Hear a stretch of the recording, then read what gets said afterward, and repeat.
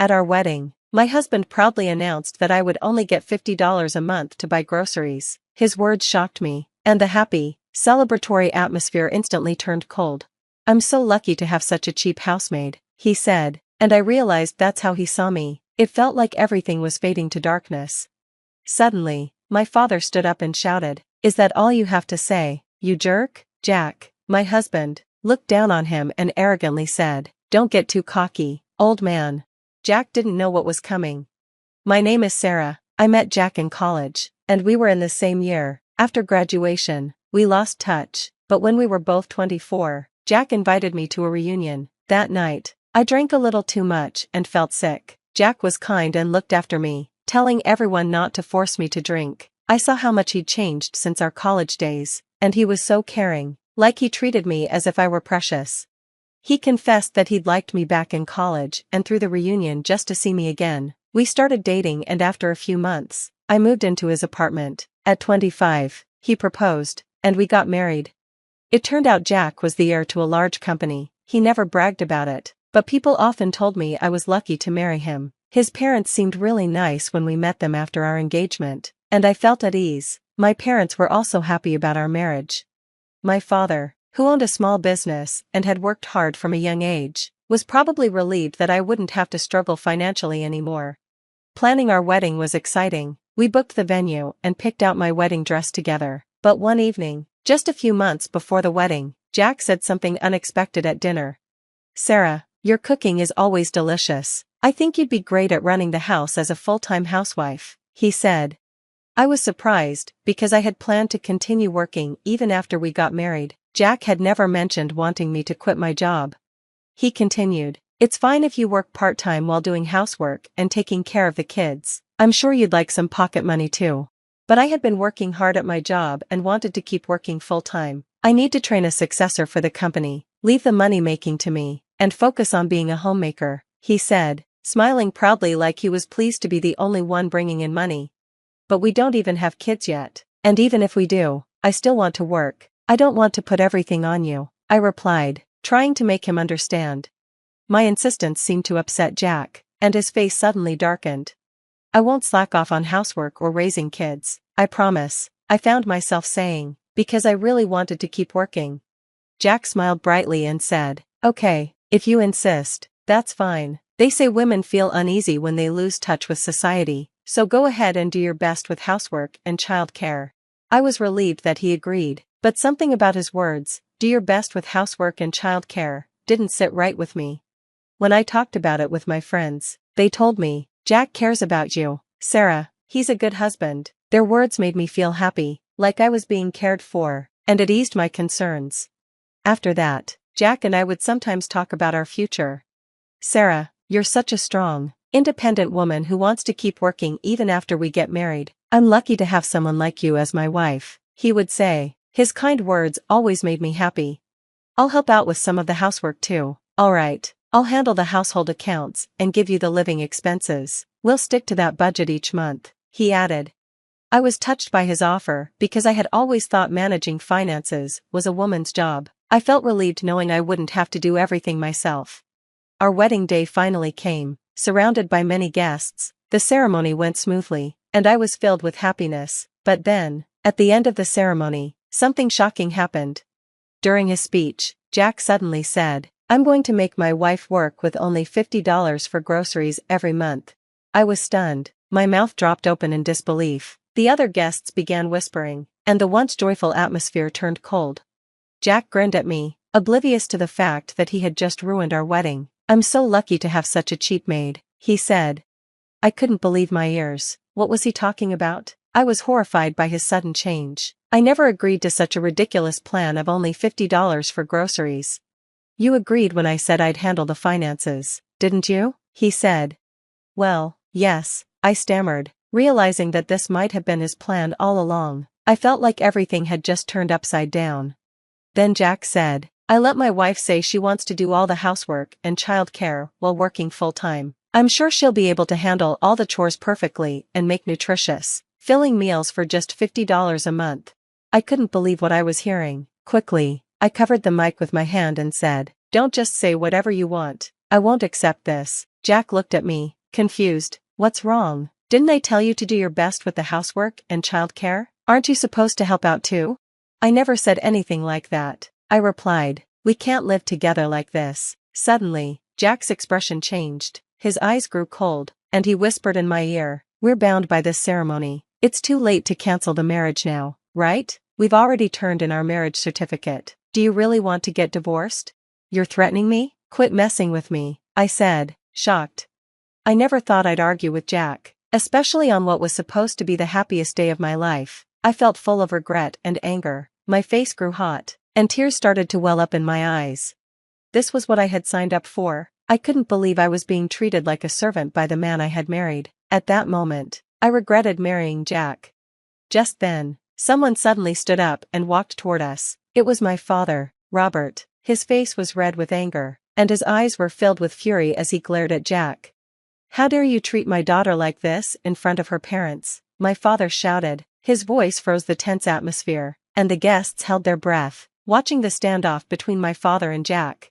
"What's your problem? Don't get so cocky," Jack said, looking down on my father with an evil expression I had never seen before. It sent a chill down my spine. My father was the president of a large corporation, and I was his successor. Jack's company was small, and I couldn't understand why he was acting so arrogant. When I had introduced my father to Jack, he had praised my father, saying he was a great man, even though his company was small. He had also told me that his feelings for me wouldn't change, because of my family's background. I realized then that Jack had just been using sweet words to deceive me. As Jack was about to say something else to my father, we all heard the loud crash of glass shattering. Everyone turned to see what had happened. There, standing in the doorway, was Jack's father. His hand was shaking, and his face had turned an alarming shade of blue. His expression was full of panic, in complete contrast to Jack's calm demeanor. Jack's father looked like he was about to faint, his face pale and trembling. I could understand why. His son had been saying things that would anger the last person he'd want to upset. "Shut up, it's all your fault, Dad," Jack snapped. Just as a father-son argument was about to break out, my father's voice echoed through the room. "That's enough." For a moment, there was complete silence. Then my father calmly asked, "Sarah, what are you going to do? Do you still want to marry this man?" I quietly shook my head. I can't be happy marrying a man like this, a man who would treat me like a maid, trying to make me live on just $50 for food each month. I can't bear the thought of being with him. This is economic abuse, isn't it? "Jack, I will sue you. I'm also going to annul our marriage. Be prepared for that." Jack seemed unfazed. "What? Are you okay with being a divorcee?" he sneered. "Well, you're going to be one too, so we might as well share the pain. I won't hold back anymore." I had completely lost all feelings for him. Once I realized he didn't love me, I knew I couldn't stay with him under such ridiculous conditions. I'd rather be a divorcee than be treated like this. My father nodded in agreement. "That's probably for the best." Then, with a cold look, my father added, "As for your company, we will take appropriate action. I wonder what will happen to it now." It seemed Jack finally understood the seriousness of the situation. He dropped to his knees and begged for mercy. "Please, we'll teach him a lesson. Don't cancel the marriage. Sarah was wrong. Please forgive me. I'll let you handle the housework, child care, and work however you want. I won't limit your food expenses anymore. You can even hire a maid and relax if you want. Let's go home, Dad," I said. I apologized to all the guests and returned their gift money. Then I canceled the wedding. Thanks to the skilled lawyer my father hired, we were able to sue Jack in court. The reason for our broken engagement was determined to be Jack's fault, and he was forced to pay for all the wedding costs. On top of that, I received compensation. Because he failed at securing a convenient marriage and humiliated his father by making him beg on his knees, Jack was disowned by his parents. He would never be able to become the CEO of the company now. Desperate, Jack caused trouble at work and got into legal trouble with the police. From what I heard, he ended up getting fired and, in the end, became lost, living aimlessly with no stable job. Of course, after all the deceit and being abandoned by his family, there was no chance he would ever marry into a wealthy family again. His life turned miserable. As for me, I became a divorcee, but my father introduced me to a kind and sincere young employee at his company. We've been dating, and we're planning to get married next year. My name is Cheryl, and I have a story to share. It all began when I was about 6 or 7 years old. That's when my parents split up. My dad, Harold, couldn't handle things anymore. My mom, Isabella, had been on his case for years, always nagging him about not making enough money. She constantly put him down, making him feel worthless. I remember one time when Dad came home so happy because he got a promotion at work. He had the biggest smile, feeling proud of himself for once. But Mom just looked at him and said, "That's it? I thought you had finally found a real job." I watched the joy drain from his face. It was like watching a balloon slowly deflate. Not long after that, Dad left. Now that I'm older, I understand why, but back then, it felt like my whole world was crumbling. Mom saw his leaving as a chance. She quickly figured out how to use the poor single mother story to her advantage. She'd go to work and act all sad in front of her boss. "I'm so sorry I'm late again, Mr. Frank," she'd say, wiping fake tears. Cheryl was sick, and I had no one to help. Mr. Frank would pat her hand and tell her not to worry, while I was actually just fine at home, watching cartoons while Mom spent hours on her hair and makeup. Family gatherings were the worst. Mom would take center stage, dramatically telling everyone how Dad abandoned us and left us with nothing. I'd squirm in my seat, knowing it wasn't true, but I never dared to speak up. Even at that age, I knew better than to make Mom look bad in public. What nobody knew was that Dad was sending money every month, child support, he called it. Whenever those checks came, Mom would wave them in my face and say, "Look at this, Cheryl. Your father thinks this tiny amount is enough to raise a child." Pathetic. I didn't know how much it was supposed to be, only that it made her angry. And when Mom was angry, my life got a lot harder. As I got older, I began to notice things like the way Mom would sometimes look at me. Her eyes would narrow, almost like she saw something she didn't like. Later, I realized it was because I looked too much like Dad, and those memories weren't the happy kind for her. But she kept me around anyway. I was useful, you see. The image of the struggling single mom with her brave little girl was too good to resist. It got her sympathy, special treatment, and even some government help. But then, when I was about 10, everything changed again. Mom met Jack. Rich, successful Jack. Suddenly, being a struggling single mom wasn't so appealing anymore. Now, she had a new role to play, the devoted wife of a successful businessman. And I didn't fit into that picture anymore. It started small. Mom would forget to wash my clothes, so I had nothing clean to wear to school. I'd show up in wrinkled, stained clothes, feeling embarrassed as the other kids whispered and pointed. Then there was the food situation. Mom would make fancy meals for her and Jack, filling the house with delicious smells. But when I'd come to the table, she'd say, "Oh, Cheryl, I'm sorry. I didn't make enough for 3. Why don't you make yourself a sandwich?" So I'd go to the kitchen, stomach growling, and make a peanut butter and jelly sandwich. I could hear Mom and Jack laughing in the dining room, the sound of clinking wine glasses making my simple meal feel even smaller. The worst part was when she started messing with my schoolwork. I'd spend hours working on a project, only for it to go missing the next morning. I'd show up to school empty-handed, struggling to explain to the teacher what happened.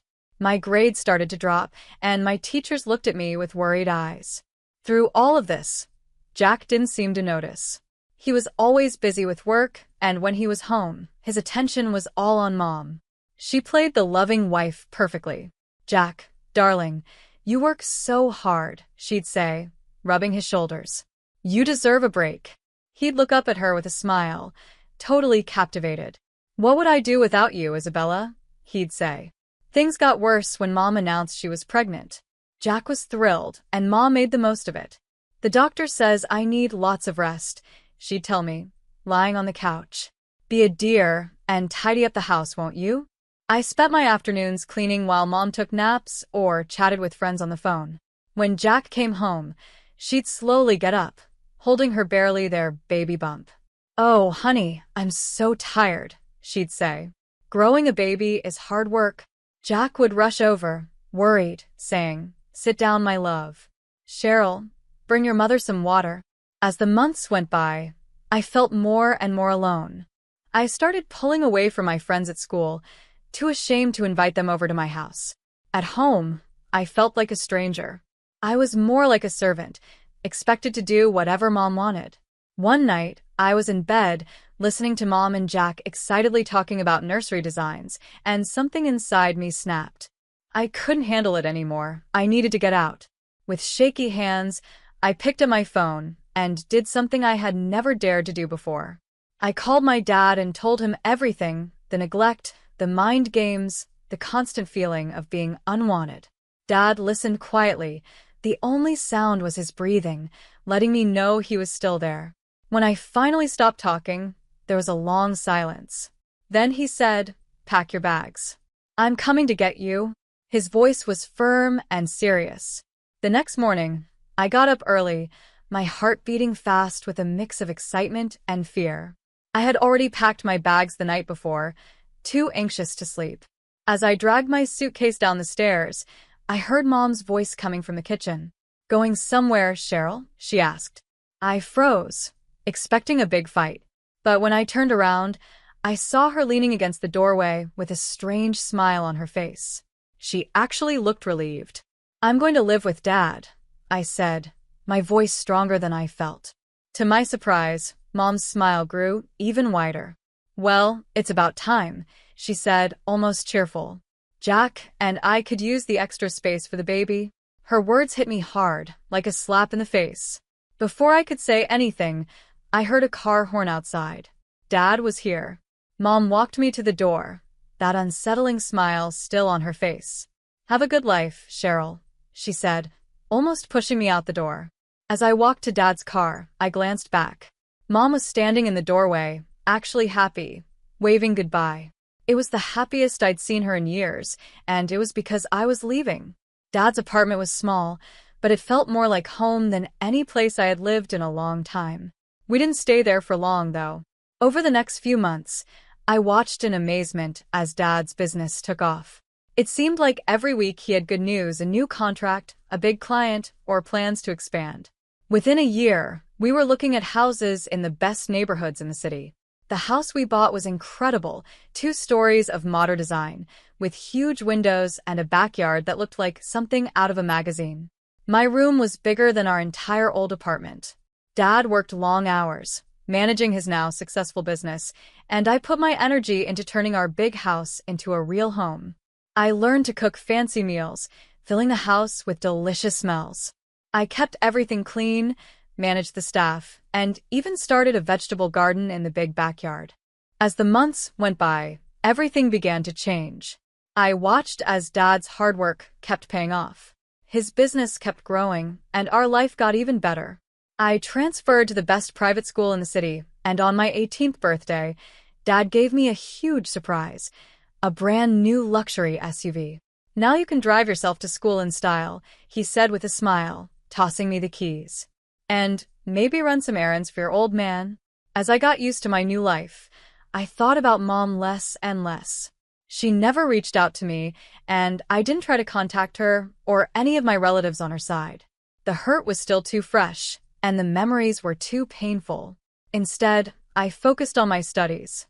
Years passed, and before I knew it, I was graduating from college with honors. As I stood on the stage, holding my diploma, I looked out into the crowd for Dad. He was there, smiling with pride, and for a moment, I forgot to breathe. This was what it felt like to be truly loved. After the ceremony, Dad pulled me aside with a grin. "I have something for you," he said, his eyes shining. He handed me a small box. Inside was a key. "It's for your new apartment in the city center. Consider it a graduation gift." Tears filled my eyes as I hugged him tightly. "Thank you, Dad, for everything." A few years went by after I graduated from college. My career was going well, I had a beautiful apartment in the city, and life was good. Dad and I had settled into a comfortable routine, weekly dinners and long phone calls. Everything seemed perfect until it wasn't. The news hit like a lightning bolt on a sunny day. Dad was sick, cancer. Advanced. The doctor's words blurred into a mix of medical terms, but the main point was clear. It was serious. From that moment on, my world became all about saving Dad. I took a break from work and moved back into his house to take care of him. Every moment of my day was focused on his care. I researched treatments, talked to specialists, and even looked into alternative therapies, anything that might give us a chance. The following months were a tough mix of hope and despair. For every good day, when Dad felt well enough to sit outside or enjoy a meal, there were 3 bad ones full of pain and sickness from the treatments. One evening, after a particularly hard day, I was helping him back to bed. He turned to me with a serious expression. "Cheryl," he said softly, his voice just above a whisper, "I need you to promise me something." I nodded, unable to speak because of the lump in my throat. "Promise me you'll live your life," Dad said. "Really live it. Don't let this hold you back." I wanted to argue, to tell him he was going to be fine, but we both knew that wasn't true. So instead, I squeezed his hand and said, "I promise, Dad." He passed away 3 weeks later. I was holding his hand when he took his last breath, telling him how much I loved him and how grateful I was for everything he had done for me. The next few days were a blur. I felt numb as I went through the motions of arranging the funeral. There were so many things to take care of: the casket, the flowers, the obituary. It all felt unreal, like I was planning something for someone else. I was at the funeral home, trying to choose music for the service, when my phone buzzed. The call was from an unknown number. I almost didn't answer, but something made me pick up. "Hello, Cheryl, it's your mother?" I nearly dropped the phone. After all these years of silence, she was calling now. "What do you want?" I asked, my voice cold. "I heard about Harold," she said, her voice softer than I remembered. "I'm so sorry, sweetie. I'd like to help with the funeral arrangements." I wanted to hang up, to tell her to leave me alone, but I was so tired, so overwhelmed. And a small part of me, a part one thought I had buried long ago, longed for a mother's comfort. "Okay," I heard myself say. "You can help." As I ended the call, I had a nagging feeling that I had just opened a door I should have kept closed. But with Dad gone, Mom was the only family I had left. Mom showed up at the funeral home an hour after our call with my half-brother, Brian. He was about 15 now, tall and awkward. I watched as Mom fussed over him, straightening his tie and smoothing his hair. It hurt, seeing her shower Brian with the care and attention I had never received. "What do you need me to do?" she asked. Despite my hesitation, I gave her tasks to handle. To my surprise, Mom was actually helpful. She managed the catering, arranged the flowers, and dealt with the constant flow of people offering their condolences. The funeral itself went by in a haze. I remember standing there, numb, as people I barely knew came up to offer their sympathy. Mom stayed close, her hand sometimes touching my arm as if to comfort me. It felt strange to have her there, acting like a mother after so many years of neglect. After the service, when people were leaving the cemetery, Mom came up to me again. "Cheryl," she said, "I know this might not be the right time, but I'd like to stay in touch. Maybe we could get coffee sometime." I stared at her, this woman who had made my childhood so difficult, who had been happy to see me leave. But now, she was the only family I had left. "Maybe," I said at last. "I'll think about it." To my surprise, Isabella actually kept her word. In the weeks that followed, she called me often, her voice always full of concern. "How are you doing, sweetie?" she'd ask. "Do you need anything?" At first, I was distant, giving short answers, not trusting her. But as the days went by and I started feeling the weight of Dad's absence, I found myself wanting some kind of connection, even if it was with Isabella. Our conversations started simple. She asked about my job, my apartment, my friends. But over time, her questions began to shift. "Your father's business," she'd mention casually. "I hope it's not too much for you. Harold always worked so hard." I would quickly change the subject. The truth was I was overwhelmed. Dad had left me everything, the company, the real estate. It was a lot to handle. And deep down, some part of me, sharpened by years of dealing with Isabella, told me to stay quiet about it. As the weeks turned into months, Isabella's hints became less subtle. "Brian is looking at colleges," she said during one call. "Tuition is so expensive these days. I don't know how we'll manage." I made a non-committal sound, my guard instantly up. Another time, she said, "Jack's had some setbacks at work. The economy is hitting everyone hard." It seemed like every conversation turned into a talk about money and their struggles. And each time, I felt the pressure in her words.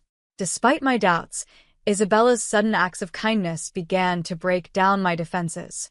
Against my better judgment, I started to help out with small amounts of money. It started innocently, paying for Brian's SAT prep classes, buying Isabella a new laptop when hers broke, even covering a month's rent when Jack's company hit a rough patch. "You're an angel, Cheryl," Isabella would say. "I don't know what we'd do without you." Each time she said it, I felt a warmth inside me. Was this what it was like to have a real family? Meanwhile, I threw myself into running Dad's company. I promoted his trusted deputy to director, while I remained the owner, making all the big decisions. It was hard work, but sitting in Dad's old office made me feel closer to him. As time went on, Isabella's requests became more frequent and bigger. What started as occasional help turned into regular expectations. The breaking point came one sunny Sunday afternoon. I was knee-deep in quarterly reports when Isabella called. "Cheryl, darling," she began, her voice overly sweet, "we've been thinking, it's been so long since we had a proper family vacation. We found this amazing package deal for a European tour." My stomach dropped. "Isabella, I don't know," I started to say. "It would mean so much to Brian." She cut me off. "After all we've been through, don't you think we deserve a little happiness?" I felt guilt mixed with anger in my chest, and before I knew it, I had agreed to pay for their trip. But it didn't end there. The day after they got back, Isabella was on the phone again. Now, about Brian's college fund, she said. This time her tone was demanding, not sweet. "We'll need you to set that up right away. He's got his heart set on Bordentown, you know." Something inside me snapped. All the years of neglect, the emotional games, the manipulation, they all came crashing back. "No," I said, my voice shaking. "No more, Mom." "I'm done." There was a pause. Then Isabella's voice turned cold. "After everything we've done for you, you ungrateful brat. How dare you turn your back on your family?" I let out a bitter laugh. "Family? You mean the mother who was happy to see me go? The one who made my childhood miserable?" The argument exploded. Isabella dropped any pretense of kindness, throwing insults and accusations. I fought back, years of anger and pain spilling out. "You're just like your father," she spat. "Selfish and cold-hearted." "Thank God for that," I shot back. "At least he loved me." The line went dead. I stood there, shaking, the phone clutched in my hand. The silence was overwhelming. When a chance for a month-long business trip abroad came up, I grabbed it. It was the perfect escape, a chance to get away and clear my head. As I boarded the plane, I felt a huge weight lift from my shoulders. Maybe some time and distance was exactly what I needed. After a month away, I was eager to get back to my own space. The trip had been successful but exhausting, and I couldn't wait to relax in my apartment. But when I turned the key in the lock, something felt wrong. I pushed the door open, and my heart sank. Everything was different. My carefully chosen furniture was gone, replaced by decorations I didn't recognize. A shocked couple stared at me from the couch. "Who are you?" I demanded, panic rising. "What are you doing in my apartment?" The man stood up, looking confused. "Your apartment? We bought this place a couple of weeks ago from a woman named Isabella." The world spun around me. Isabella. My mother. No, it couldn't be. There had to be some mistake. I stood there, my voice shaking. "I never sold this apartment. I've been out of the country."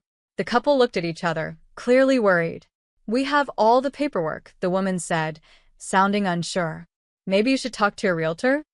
I stumbled out of the apartment, my mind spinning. My first thought was to call the police and report a fraud, but something inside told me to confront Mom first. I needed to hear it from her own mouth. With trembling fingers, I dialed her number. It rang once, twice. "Hello, Cheryl." Mom's voice was overly sweet. "How was your trip?" "Cut the nonsense, Mom," I snapped. "What did you do to my apartment?" There was a long pause, and then, to my shock, Isabella laughed. A cold, mocking laugh. "Oh, Cheryl," she said, her voice dripping with fake sympathy, "if you had just shared your money willingly, it wouldn't have come to this. You did this to yourself, you know. It felt like a punch in the stomach. You sold my apartment? How could you? I'm going to the police. Oh, really? Isabella interrupted, her voice suddenly hard. You're going to report your own mother? Please, we both know you don't have the guts for that. The call ended abruptly, leaving me standing on the sidewalk, homeless and in shock. But her smug confidence lit a fire in me. Without thinking, I hailed a cab and told the driver to take me to Isabella and Jack's house. I pounded on the door, anger and adrenaline racing through me. Jack answered, looking confused. Cheryl, what's going on? I pushed past him into the house. Where's Isabella? I demanded. She's not here, he said, looking even more bewildered. Cheryl, what is this about? In a rush, I told him everything, the apartment, Isabella's confession, all of it. As I spoke, I saw the color drain from Jack's face. That's impossible, he said, stunned. We don't need money for Brian's education. I've already set aside funds for that. We stared at each other, the truth slowly sinking in. With shaky hands, Jack started pulling out financial statements and credit card bills. As we went through them, the full story came out. Mom had secretly taken out loans and was drowning in debt. I had no idea, Jack whispered, looking shocked. I felt a strange mix of anger and pity. Jack had been just as deceived as I was. As the full extent of Isabella's lies came to light, a cold determination settled over me. This wasn't just about me anymore. This was outright fraud. I knew what I had to do, and I didn't hesitate. I hung up with the 111 operator, feeling like a huge weight had been lifted off my shoulders. For too long, I had been Mom's victim, but not anymore. The investigation that followed was tough, but it had to be done. Every detail uncovered showed more of Isabella's lies. She hadn't just forged my signature to sell my apartment. She had been living a double life. The credit card statements showed fancy clothes, luxury spa visits, and stays at 7-star hotels. All of it was kept secret from Jack, and all of it was paid for through a web of lies and hidden loans. The trial turned into a media frenzy, with reporters crowding outside the courthouse, desperate for any bit of gossip. I hated being in the spotlight, but a part of me was glad to see Isabella's perfect image fall apart for everyone to see. In the end, justice was served. Mom was found guilty of everything: fraud, forgery, and more. The judge's words still echo in my mind, Mrs. Isabella Sermon. Your actions show a complete disregard for the law and a betrayal of your family's trust. I sentence you to 4 years in prison and order you to repay the full value of the apartment to Cheryl Sermon. Jack was in shock throughout the whole thing. The day after the sentencing, he called me. Cheryl, he said, his voice shaky, I'm filing for divorce, and I'm seeking full custody of Brian. After what she's done, I can't let her be around him. Afterward, I started rebuilding my life once again. The money from the apartment was returned to me, and I used it to buy a small house on the edge of the city. A fresh start. I put my energy into running Dad's company, doing my best to honor his legacy. The work was challenging, but it felt good, and for the first time, I felt like I was really standing on my own. Brian and I stay in touch. He's in college now, studying engineering, with Jack's full support. It's a bittersweet connection, but I'm happy we have some sort of relationship. As for Isabella, I haven't heard from her since the trial. I don't know if she's tried to reach out, and honestly, I don't want to know. That part of my life is over. Hi, I'm Maria. Lately, my life has felt like a roller coaster ride. To be honest, I never thought I'd share all of this, but life has a funny way of throwing surprises at you when you least expect it. I'm 31 years old and work as a marketing executive. Up until recently, I thought I had my life all sorted out. A little over a year ago, I married Paul, my college sweetheart. We were so happy and felt like we were on top of the world. Not long after getting married, we got some incredible news. I found out I was pregnant. This was our little secret, and we were beyond excited. One evening, I couldn't keep my excitement in anymore. I turned to Paul and said, "Can you believe it? We're going to be parents." I could barely contain my joy. Paul pulled me into a big hug, his eyes shining. I know, Maria. It's amazing, he said, smiling. But remember, we should keep it quiet until after the first trimester. He was calm and thoughtful, reminding me to be cautious, and I agreed. But keeping this huge secret was a lot harder than I expected, especially around Paul's family. Speaking of Paul's family, that's a whole different story. There's Janet, my mother-in-law. She's a nice person, but she can be a bit much. Janet still treats Paul like he's a kid who needs her constant attention and advice. Then there's Paul's dad, Jason, who's usually quiet and doesn't really get involved in family matters. Paul also has 2 siblings. His sister, Emma, often acts like I'm her competition. She gives me these looks, almost like I stole something from her. Paul's brother, Jacob, barely talks to me, as if I'm not even there. Family gatherings are, to put it mildly, a bit challenging. Take last Wednesday's lunch, for example. Paul and I were getting ready, and Janet suddenly noticed a small wrinkle on his shirt. Paul, honey, your shirt's wrinkled. Maria, don't you know how to use an iron? She asked, her tone sharp enough to make me wince. I felt a wave of irritation, but managed to keep my cool. I'll double-check next time, Janet, I replied with a forced smile, trying to stay polite. As if that wasn't enough, Emma jumped in. Oh, Maria, don't worry about it. Not everyone's meant to be a homemaker, she added with a smirk. I could feel my blood pressure rising, but I held back, refusing to let them see how much their comments bothered me. Later that evening, I called my best friend, Angela, to vent. If Janet makes one more snide comment about my housekeeping, I'm going to lose it, I groaned. Angela's laughter filled the phone. Girl, you married Paul, not his mother. Just tell her to back off, she said, trying to lighten the mood. I wish it were that simple, I sighed. Paul hates conflict, and I don't want to make things worse. But sometimes it's so hard to deal with this. Despite everything, I know I love Paul and want to make things work. But right now, I'm figuring out how to balance being a wife, future mom, and just myself, all while handling family dynamics that I never quite anticipated. I feel like I'm drowning under all the expectations everyone has for me. My friend Angela is always the voice of reason. She told me, Maria, you need to stand up for yourself, especially now that you're having a baby. I knew she was right, of course, but the thought of speaking up made me feel sick, although, to be honest, it could have also been the morning sickness. As the weeks went by, it became harder and harder to keep the pregnancy a secret.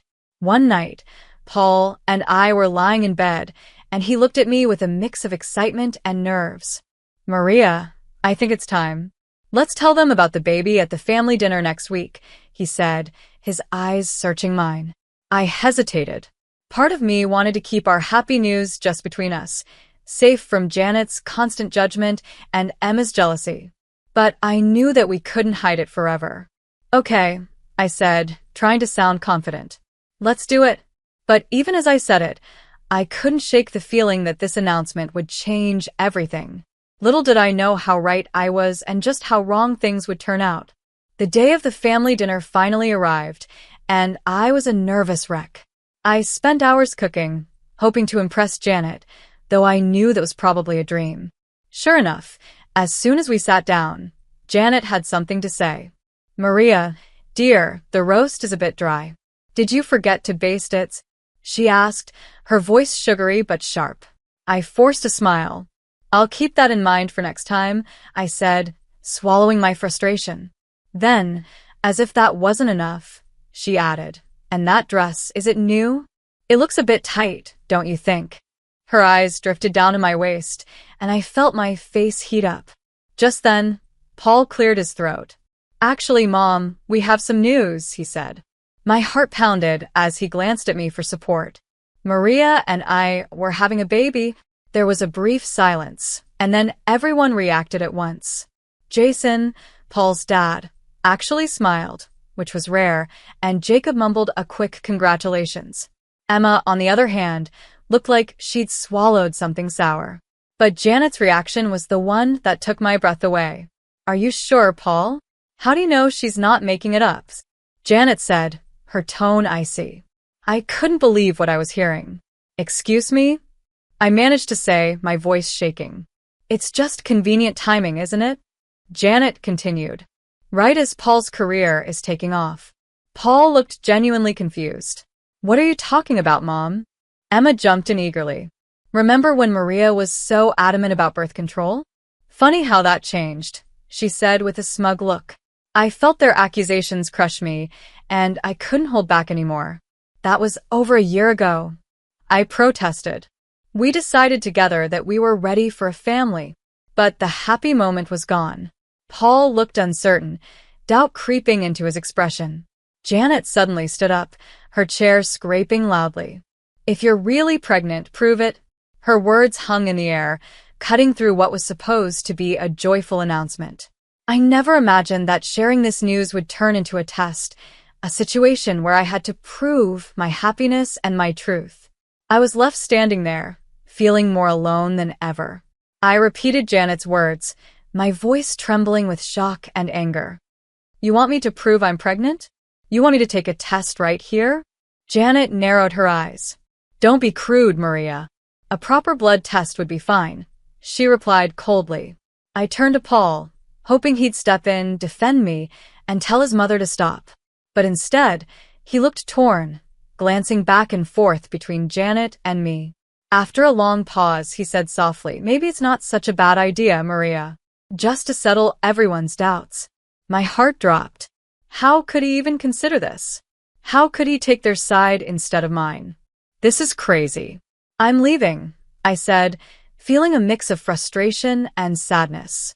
I turned to go, but before I could make it to the door, Janet stepped in front of me, blocking my way. If you walk out that door, we'll all know you're lying, she said, her voice sharp and accusing. Get out of my way, Janet, I said, my voice rising. But suddenly, everything changed. It all happened so quickly, yet in slow motion. Janet's hand shot out, pushing me backward. I stumbled, desperately trying to catch my balance. I saw Jacob reaching out to grab my arm, but he was too late. I tumbled down the stairs, my world spinning before everything went dark. When I opened my eyes, tears rolled down my face as I replayed what had just happened. Janet's cold expression, Emma's smug face, Paul's hesitation, and Jacob's failed attempt to catch me. All of it swirled in my mind, filling me with a sense of betrayal I'd never felt before. As the ambulance rushed to the hospital, one question filled my mind. Was my baby okay? And even if everything was fine, could I ever trust my husband or his family again? When the ambulance reached the hospital, I was taken straight to the emergency room. Doctors and nurses were all around me, speaking quickly in medical terms I couldn't understand. But the only thing I cared about was whether my baby was safe.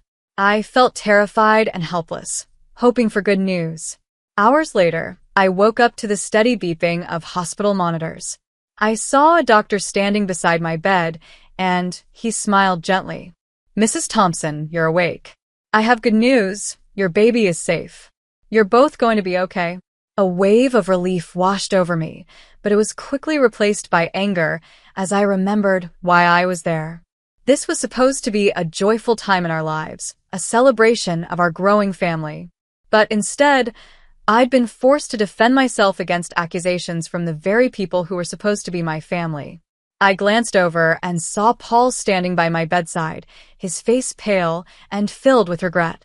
Maria, I'm so sorry, he whispered. But his words felt hollow. How could he apologize now after allowing his family to doubt me, after standing by while I was hurt? I turned away, realizing that things would never be the same. In that moment, I knew I'd have to make some tough decisions about who I could really trust and what kind of life I wanted for myself and my child. This wasn't just about my baby's safety, it was about protecting our future. I don't know what happened, Paul began, but I cut him off, anger bubbling up. What happened? Your mother pushed me down the stairs. That's what happened. He flinched. Mom says it was an accident. She was just trying to stop you from leaving. Before I could respond, my best friend, Angela, rushed into the room. Maria, oh my God, are you okay? She turned to Paul, her eyes full of fire. And you? How could you let this happen? I didn't, Paul stammered, but Angela wasn't having it. Save it, she snapped, silencing him.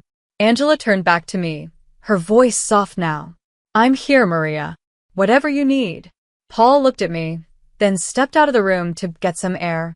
As soon as he left, I filled Angela in on everything that had happened. Her face grew darker with each word. "We're not letting them get away with this," she said firmly. Just then, we heard voices in the hallway. Janet and Emma were talking. "We just need to convince Paul it was an accident," Janet was saying. "Maria's always been clumsy. Probably faking this whole pregnancy. Anyway." Angela's eyes widened, and without a word, she pulled out her phone and started recording their conversation. As their voices faded down the hallway, I felt a new resolve inside me. Enough was enough. "Angela, I need your help. We're going to fight back," I said, feeling stronger with each word. Over the next few hours, we made a plan. Angela managed to get a nurse to give us copies of my medical records, which showed clear evidence of my pregnancy and injuries consistent with being pushed. "We should get statements from the hospital staff too," Angela suggested. "They can confirm your condition when you arrived." I nodded but hesitated. "What about Paul? He's been texting me, full of doubts and clearly still believing his mother." "Forward them to me." "It's all evidence, Maria," Angela said, her eyes determined as she gathered everything we needed. I took a deep breath and made a call I never thought I'd have to make.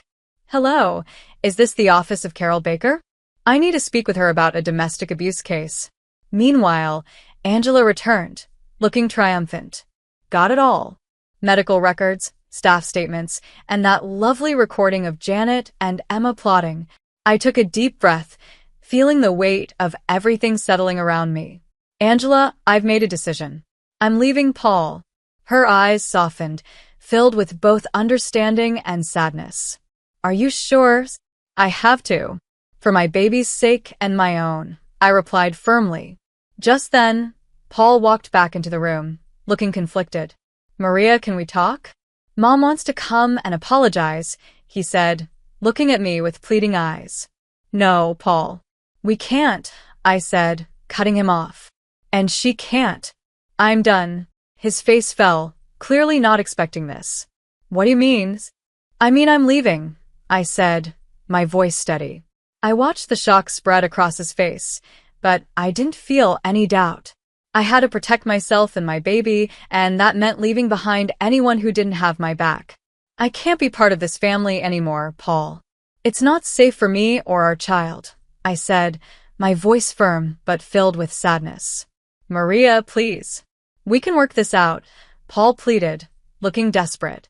Angela stepped in, her voice steady and strong. "She said her piece, Paul. Respect that." Paul looked at both of us, stunned, then slowly left the room, looking like he'd been hit by a wave.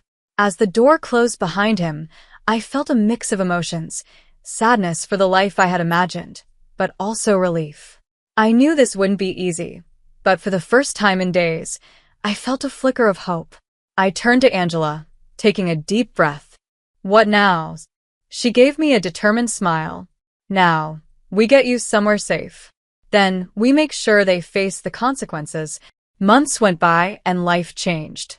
I was now 8 months pregnant, waddling around Angela's apartment with a belly that was impossible to hide.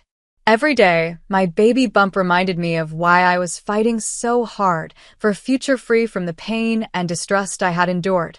"Ready for court today?" Angela asked, handing me a glass of water. I took it, my hand a little shaky. "As ready as I'll ever be," I said with a nervous smile. When we arrived at the courtroom, it was packed. Across the room, I saw Paul and his family. Janet sat there, looking as smug as ever, but I knew that wouldn't last. My lawyer, Carol, was sharp and prepared. She began presenting our case, piece by piece, my medical records, testimonies from hospital staff, and finally, the recorded audio of Janet and Emma planning to cover up their actions. "Your Honor, we'd like to present audio evidence of the defendants discussing their attempts to hide their actions," Carol announced. As Janet and Emma's voices played for the court, I saw the color drain from their faces. Paul looked like he'd been slapped, his expression filled with shock and horror. Then, the judge turned to Janet. "Mrs. Thompson, You pushed your daughter-in-law down a flight of stairs, endangering her life and the life of her unborn child. How do you plead? Janet stammered, her usual composure cracking. It was an accident. I never meant. Save it for your lawyer, Mrs. Thompson. You're facing charges of assault and endangering an unborn child. During a break, Paul approached me.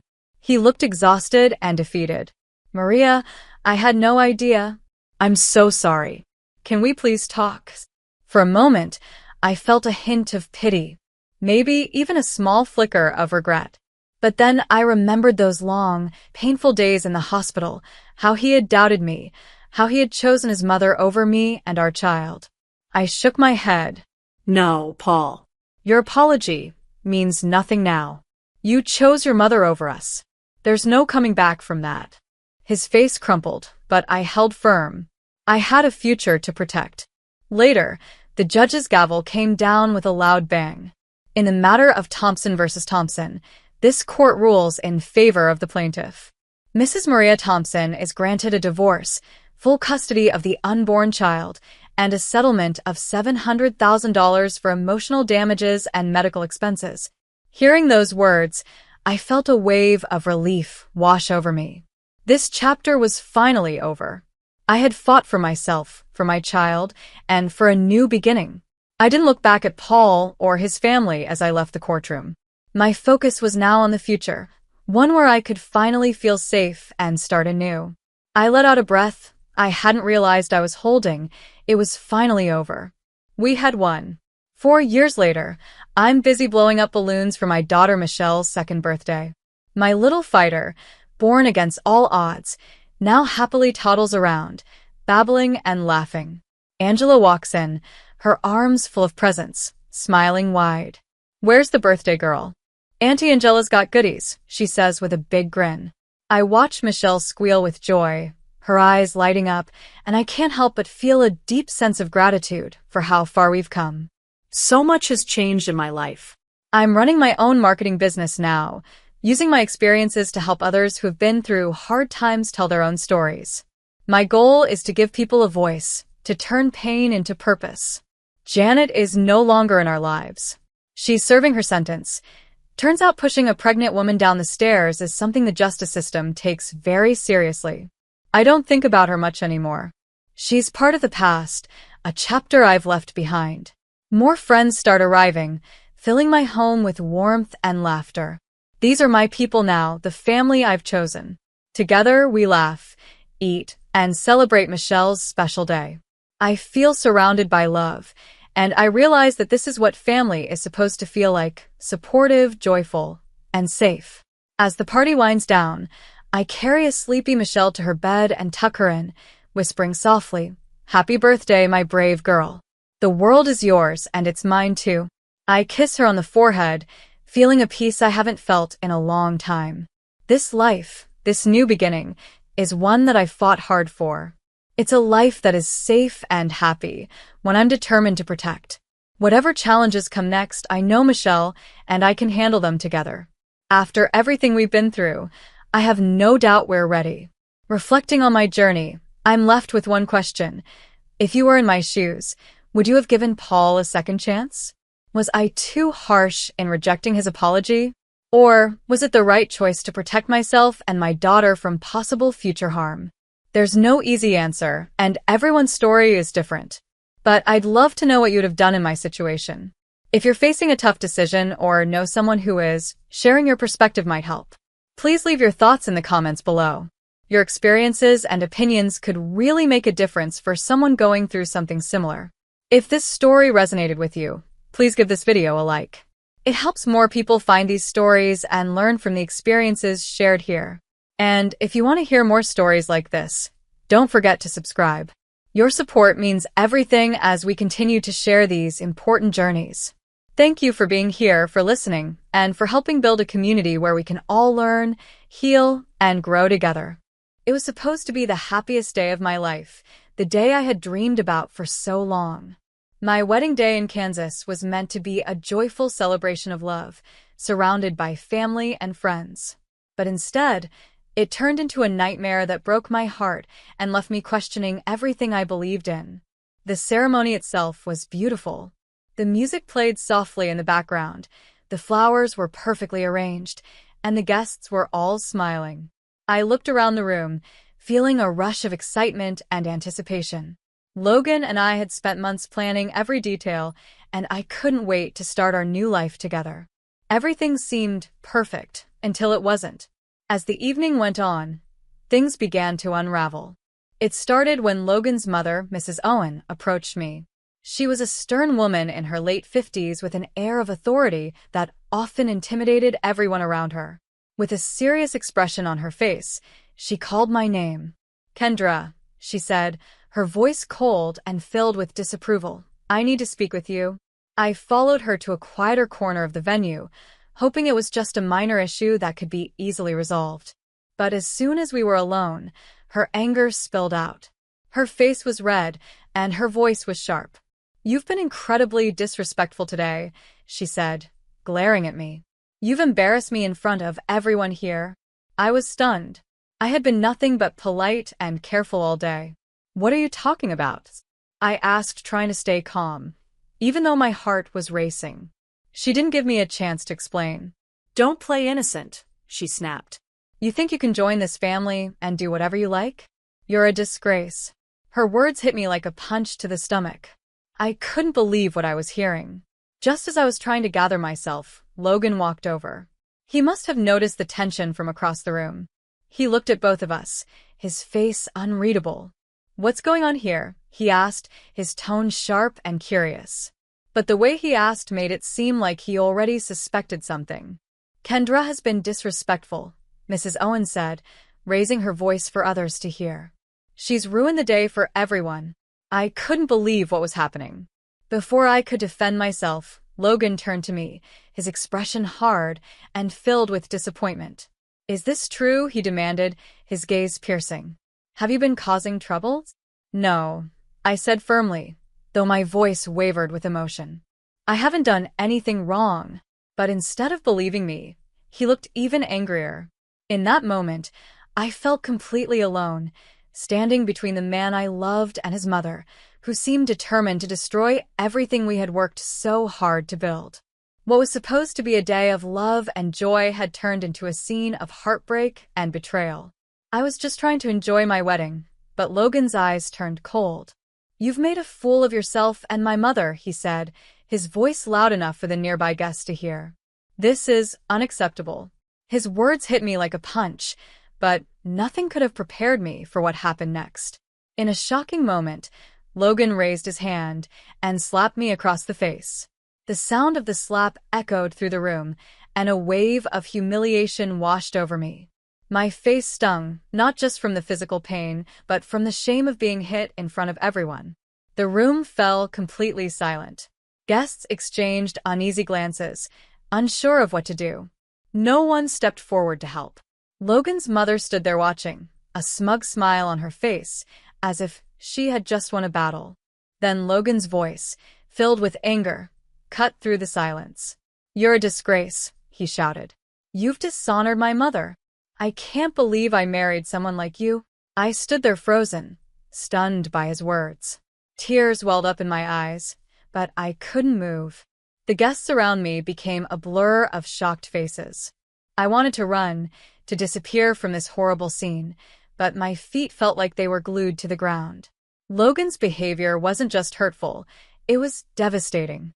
In front of everyone I knew, in what was supposed to be the happiest moment of my life, my dignity was ripped away.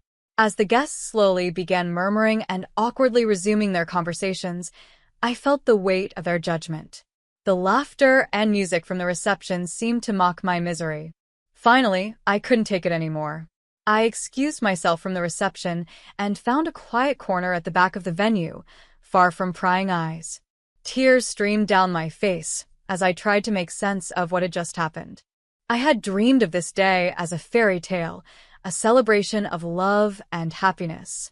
Instead, it had turned into a nightmare. Sitting there alone, I realized something painful but important.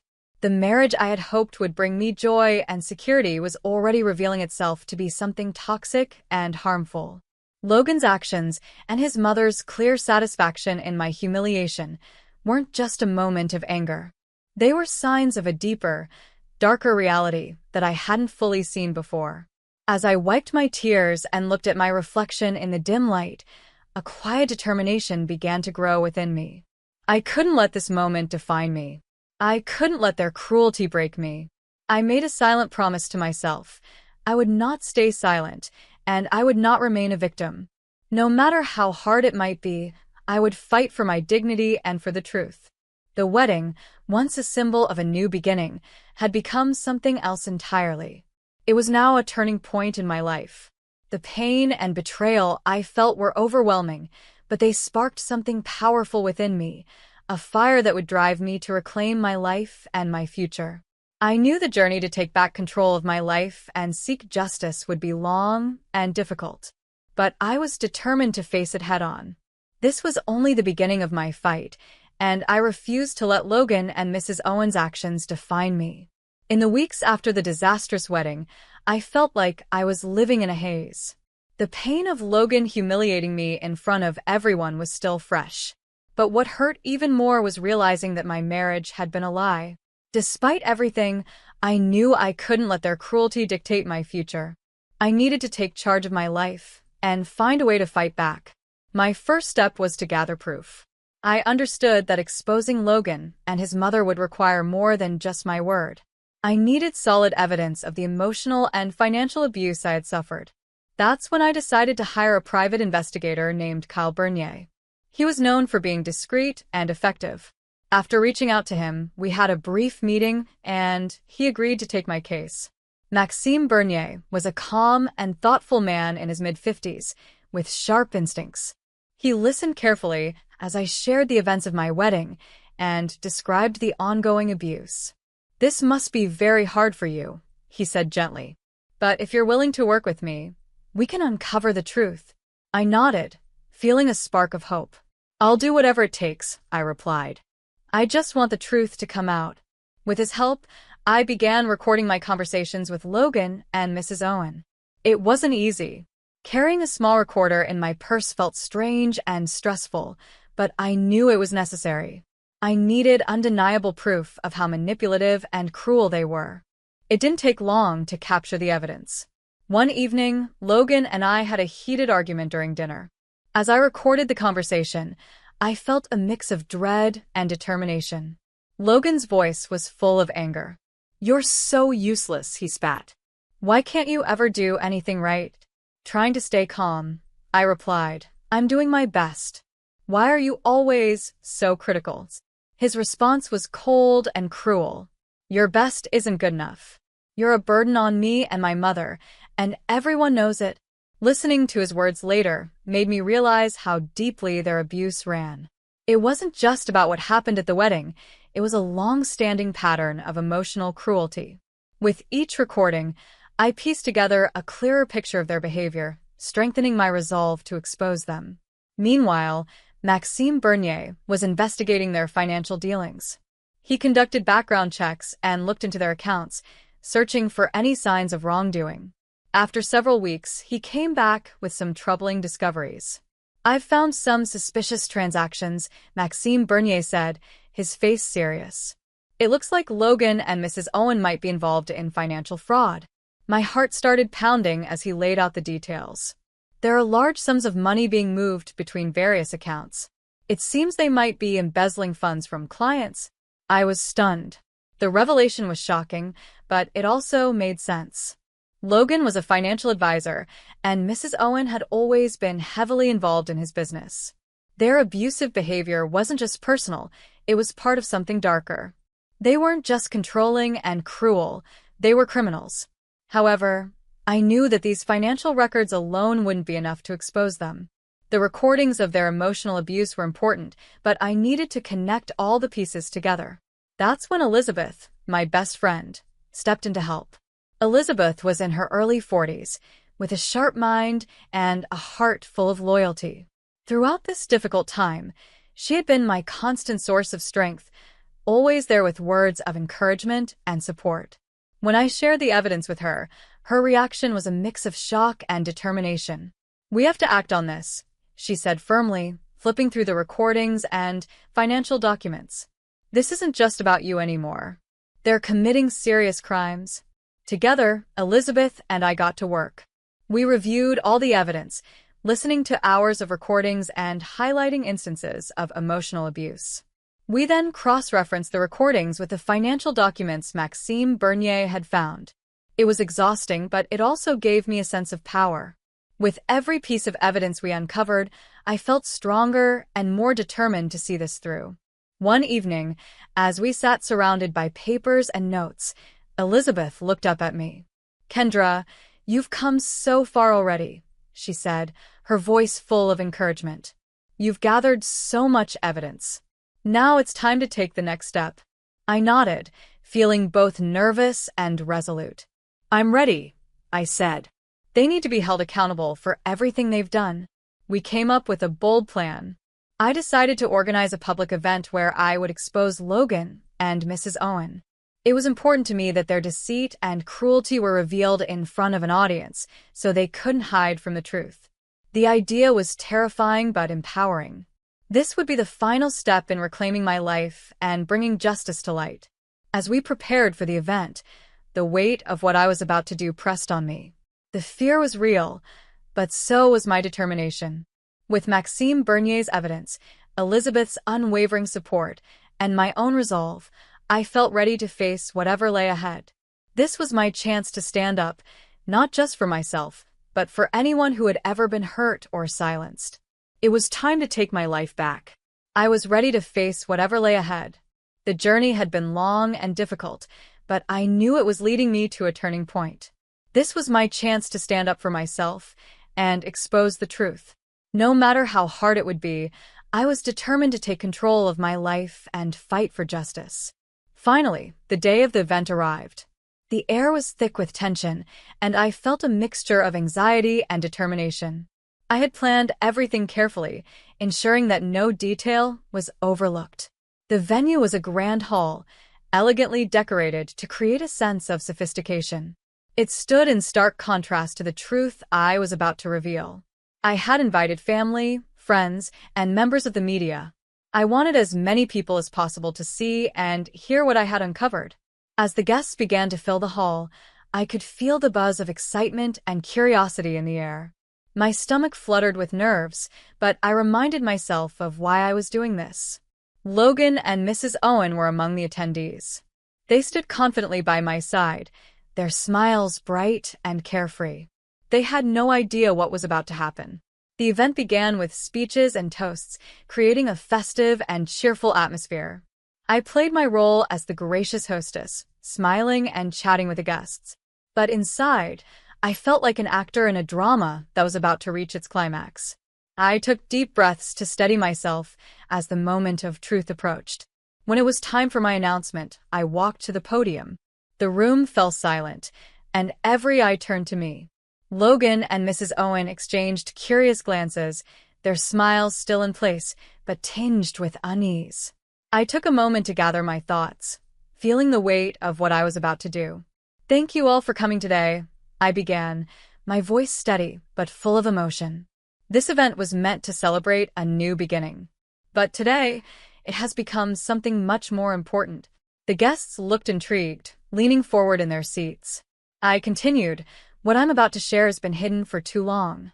It's the truth behind the image that Logan and his mother have worked so hard to maintain." I noticed Logan's smile fade, his eyes narrowing with suspicion. Mrs. Owen's expression remained calm, but there was tension in her posture. I took a deep breath, picked up a remote, and pressed a button. The screen behind me came to life, showing audio recordings and financial documents. The first recording began to play, a conversation between Logan and me during one of our arguments. His angry voice filled the room, his harsh words cutting like a knife. The crowd sat in stunned silence as the recording continued, exposing the emotional abuse I had endured. This was just the beginning of the truth I was about to reveal. I saw a mix of shock and sympathy on the faces of the guests as they listened to the recordings. They heard Logan calling me names and belittling me, his harsh words cutting deep. The screen then switched to the financial documents that Maxime Bernier had uncovered. These documents showed large sums of money being moved between accounts, clearly pointing to the fraudulent activities Logan and Mrs. Owen were involved in. The numbers on the screen were staggering, and the evidence was undeniable. As the recordings and documents continued to play, I saw Logan's demeanor change. His face turned pale, and his eyes darted nervously around the room, clearly realizing how serious the situation was. Mrs. Owen, on the other hand, looked furious and embarrassed. Her face was flushed, and she glanced around the room, seemingly searching for a way out as the truth unraveled before everyone.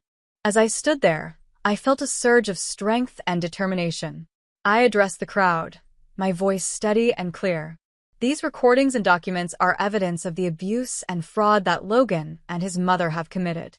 They have not only manipulated and controlled me, but also taken advantage of others. It's time for the truth to come to light. The media representatives in the room were busy scribbling notes and taking pictures, capturing every moment. The atmosphere in the hall shifted dramatically. What had started as a celebration had now become a moment of revelation and outrage. Guests began murmuring to one another, their shock and disbelief evident. Logan finally broke his silence. His voice trembled with a mix of anger and desperation as he shouted, "This is ridiculous. These are just lies and distortions. You're trying to ruin us." But his protests were weak compared to the overwhelming evidence displayed before the crowd. The guests, now fully aware of the situation, began reacting. Some expressed their outrage, their voices rising in disapproval. Others offered me words of support and sympathy, showing me that they stood by my side. The hall buzzed with conversation and emotion. I felt a sense of validation and empowerment as I watched the truth sink in for everyone. Logan and Mrs. Owen, who had once stood so confidently, were now scrambling to maintain their composure. Their carefully crafted image of respectability was completely shattered. As the event drew to a close, Logan and Mrs. Owen attempted to leave quietly, but they couldn't escape the crowd or the media. Cameras followed their every move, and questions were thrown at them from all directions. Their once confident facades had crumbled, leaving them exposed and vulnerable. For me, it was a moment of triumph. This event had not only exposed their lies and cruelty, but also marked a significant step toward reclaiming my life. The truth was finally out, and I felt a sense of freedom and hope for the future. It was a victory, not just in exposing them, but in taking back my own power. I had taken control of my story and fought back against the injustice I had endured. As I looked at the stunned faces around me and the flurry of activity in the room, I felt a mix of relief and determination. The truth was finally out, but I knew my journey was far from over. In the days after the event, everything felt like a whirlwind. The truth about Logan and Mrs. Owen spread quickly, and the fallout was enormous. Media coverage was relentless, and the public reacted with both outrage at their actions and support for me. People began to see me as a symbol of resilience and justice, but I understood that my real fight had just begun. As weeks passed, the media continued to dig into Logan and Mrs. Owen's lives. Their fraudulent activities were scrutinized, and investigations began to unravel the full extent of their financial crimes. The once confident duo now faced legal battles that could strip them of their wealth and reputations. While the spotlight remained on them, I had my own work to do. I needed to make sure the justice I sought was served. With the help of my lawyer, who had been by my side through everything, we prepared a strong case. We carefully organized all the evidence we had collected, the recordings, financial documents, and testimonies, into a solid legal argument. When the trial began, I was nervous but determined. The courtroom was an intimidating place, but I faced it with courage. Taking the stand to testify about the abuse and fraud was one of the hardest things I had ever done. Reliving those painful moments was emotionally draining, but I reminded myself that I was doing this for my future, for my freedom. Logan and Mrs. Owen tried to defend themselves, but their arguments were weak. They attempted to discredit me and dismiss the recordings, but it didn't work. The financial documents clearly showed the extent of their wrongdoing, and the recordings highlighted their emotional cruelty. Their credibility fell apart as the truth was laid bare. The trial reached its peak when the judge announced the verdict.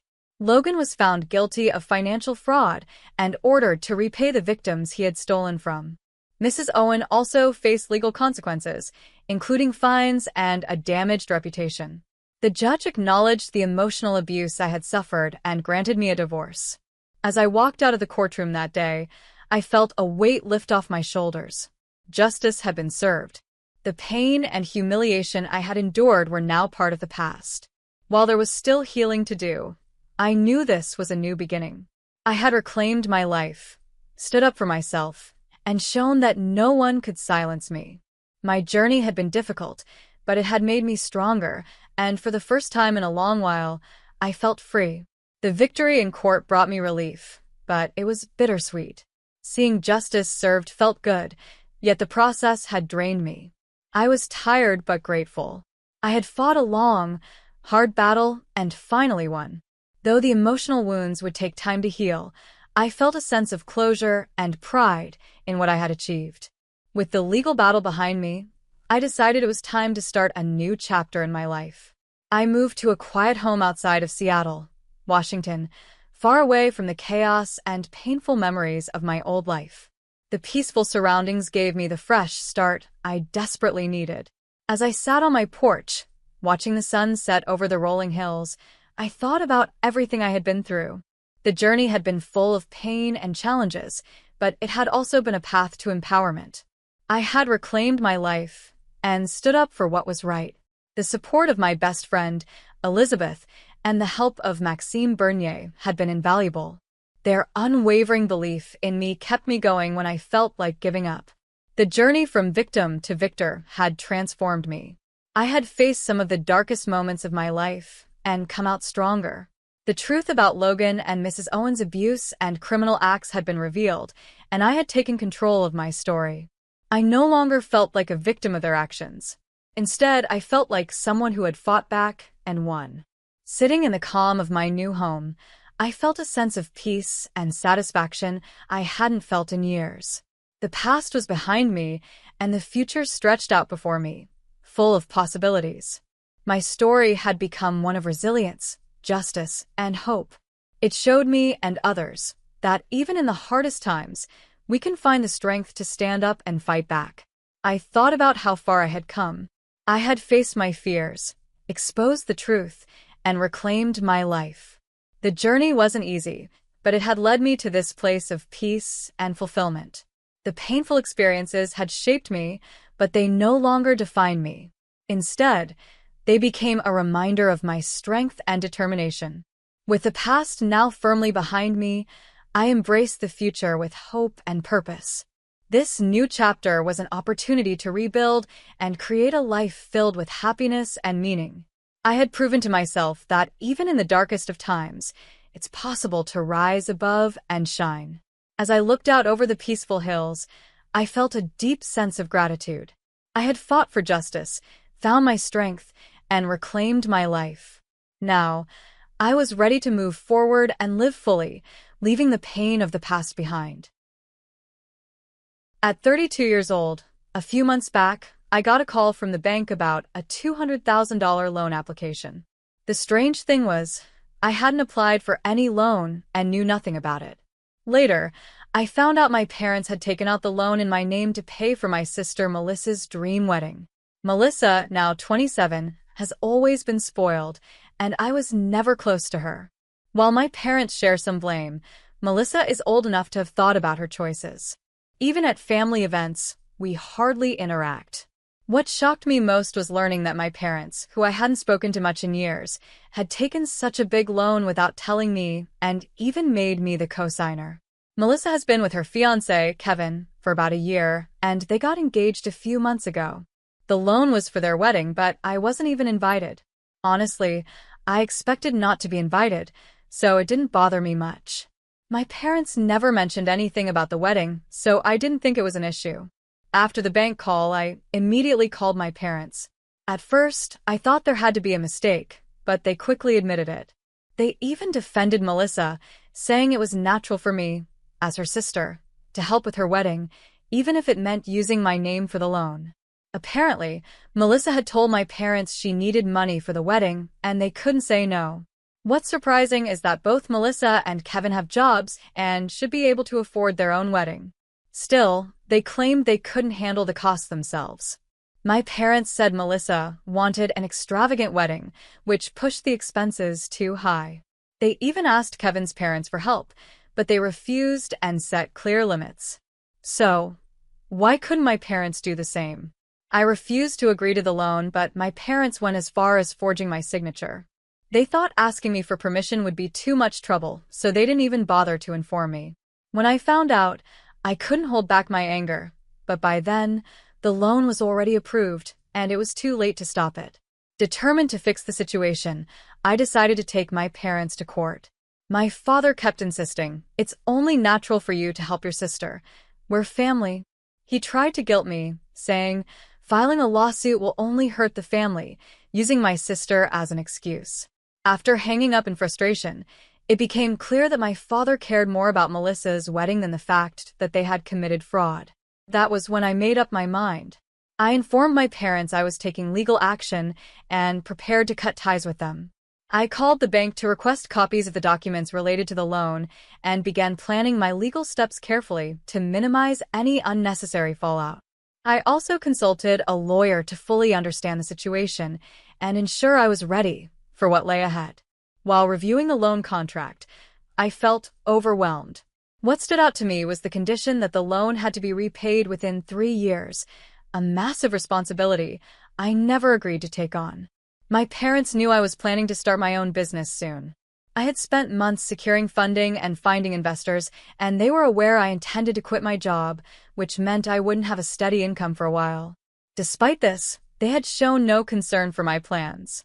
They had dragged me into a situation where even one missed payment could force me to repay the entire $200,000 loan. Feeling betrayed, I decided to take things a step further. I logged onto Facebook and searched for Melissa's fiancé, Kevin. In that moment, something inside me shifted.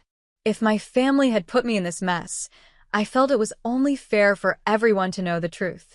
I wrote a detailed message explaining how my parents had taken out a loan in my name, forged my signature, and handled all the paperwork without my consent. I advised Kevin to break off the engagement and think carefully about marrying into a family that could commit such actions. I didn't stop there. I sent the same message to Melissa's friends, relatives, and even my parents. I felt they all deserved to know what had happened. But deep down, I couldn't help but wonder if I had gone too far. I wanted to find out if my sister knew about the loan. She was always close to our parents, so it was hard to believe they'd do something like this without her knowing. When I started asking questions, my parents were furious. They begged me to take back what I had said and repeatedly contacted my sister. It turned out she had no idea about the loan or that I was made the co-signer. When she found out, she was upset about being lied to and angry that she would now have to cover the wedding costs herself. She was furious with our parents. As expected, my mother became emotional, blaming me for ruining everything and saying I had no right to get involved. My parents were angry that I told Kevin and his family the truth, but I ignored them. Looking back, I wondered if it was really necessary to support my sister so much. My parents had planned to deceive me just to give her the money. Then I heard from my sister. She told me, "I didn't know about the loan, but you should have talked to the family before telling Kevin and his family." She accused me of ruining her wedding and her relationship. She wasn't entirely wrong. I should have talked to the family first. But did she truly know nothing about it? I started to feel uneasy. Had I gone too far by exposing the truth? Did I make the right choice? Dragging Kevin's family into this created a lot of chaos. Still, I stayed firm in my decision to take legal action. The bank responded, saying they would investigate the fraudulent loan application. Since the loan wasn't fully processed, I wouldn't be held responsible for any payments. That was a relief. A few days later, I managed to find contact information for Kevin and his family. Meanwhile, my phone wouldn't stop ringing. Calls and messages from my parents, relatives, and friends poured in. My sister also messaged me angrily, saying, "You've made a private family matter public. You went too far." She later called and said Kevin and his family were reconsidering the wedding because of what I had told them. I felt completely confused. She accused me of ruining her life, saying I had destroyed her future. She insisted she didn't know anything about the loan or that my parents had made me the co-signer.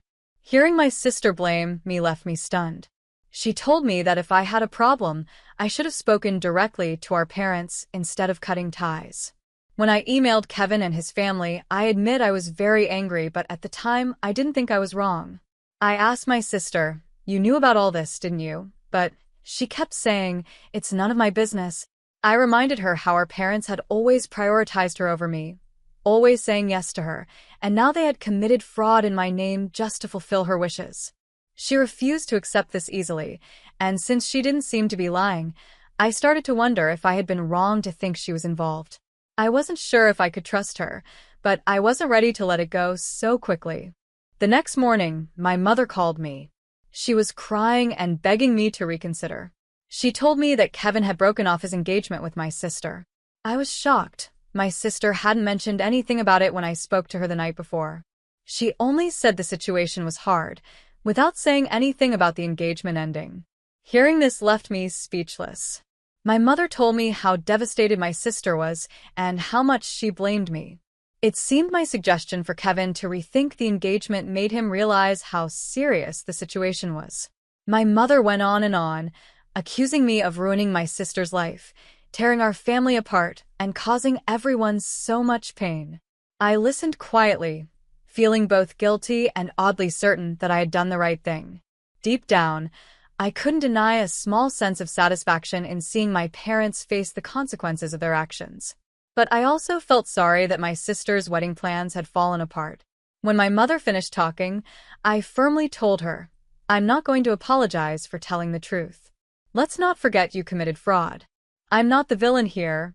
I criticized my parents for signing those documents without my consent, but my mother still didn't seem to understand the seriousness of what they had done.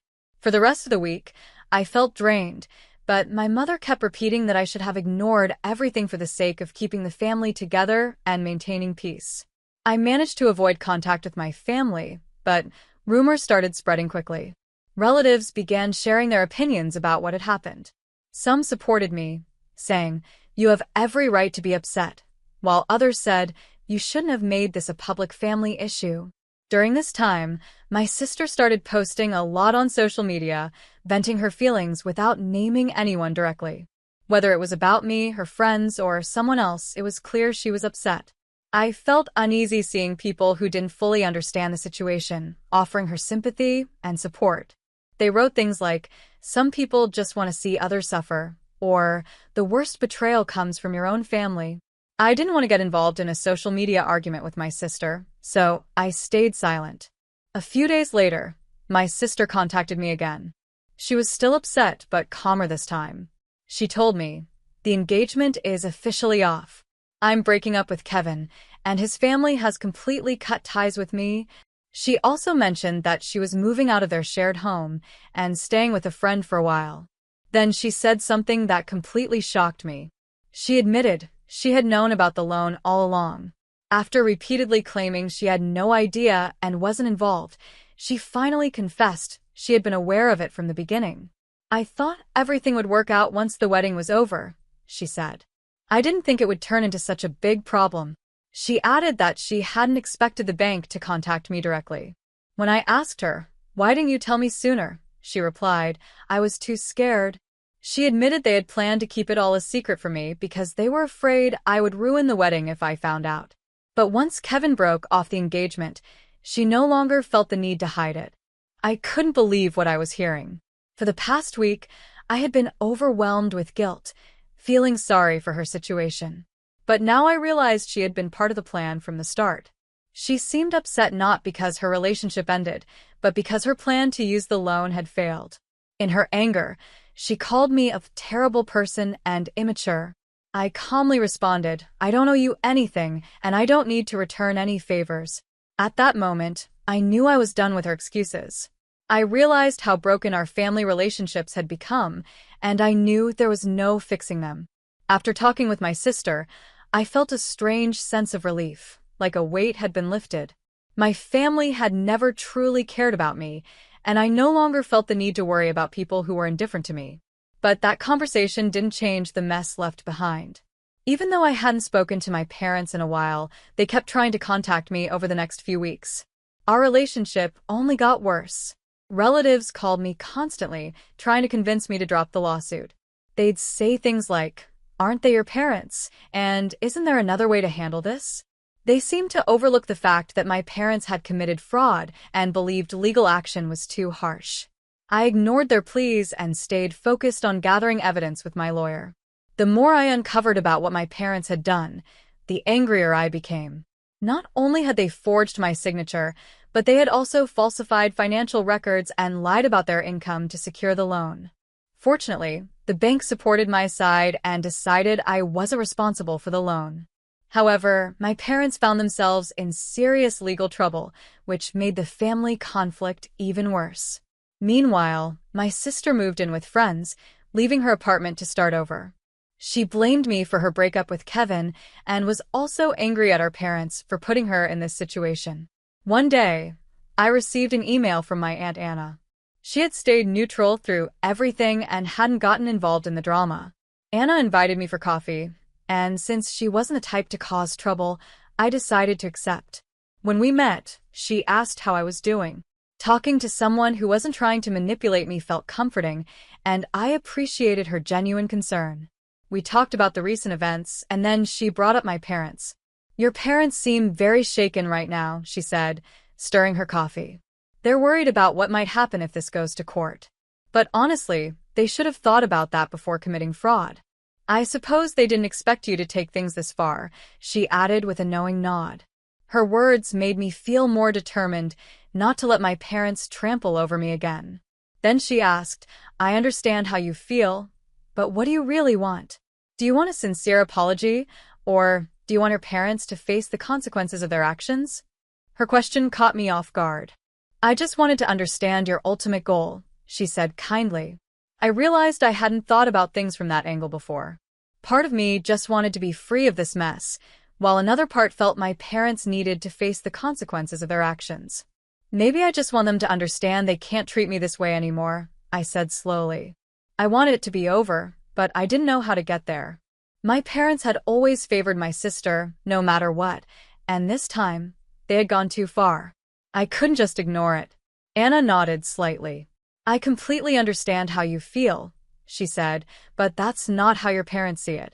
To them, they see you as the one causing all the problems." Her words stung, but I appreciated her honesty. Deep down, I already knew this was how my parents thought.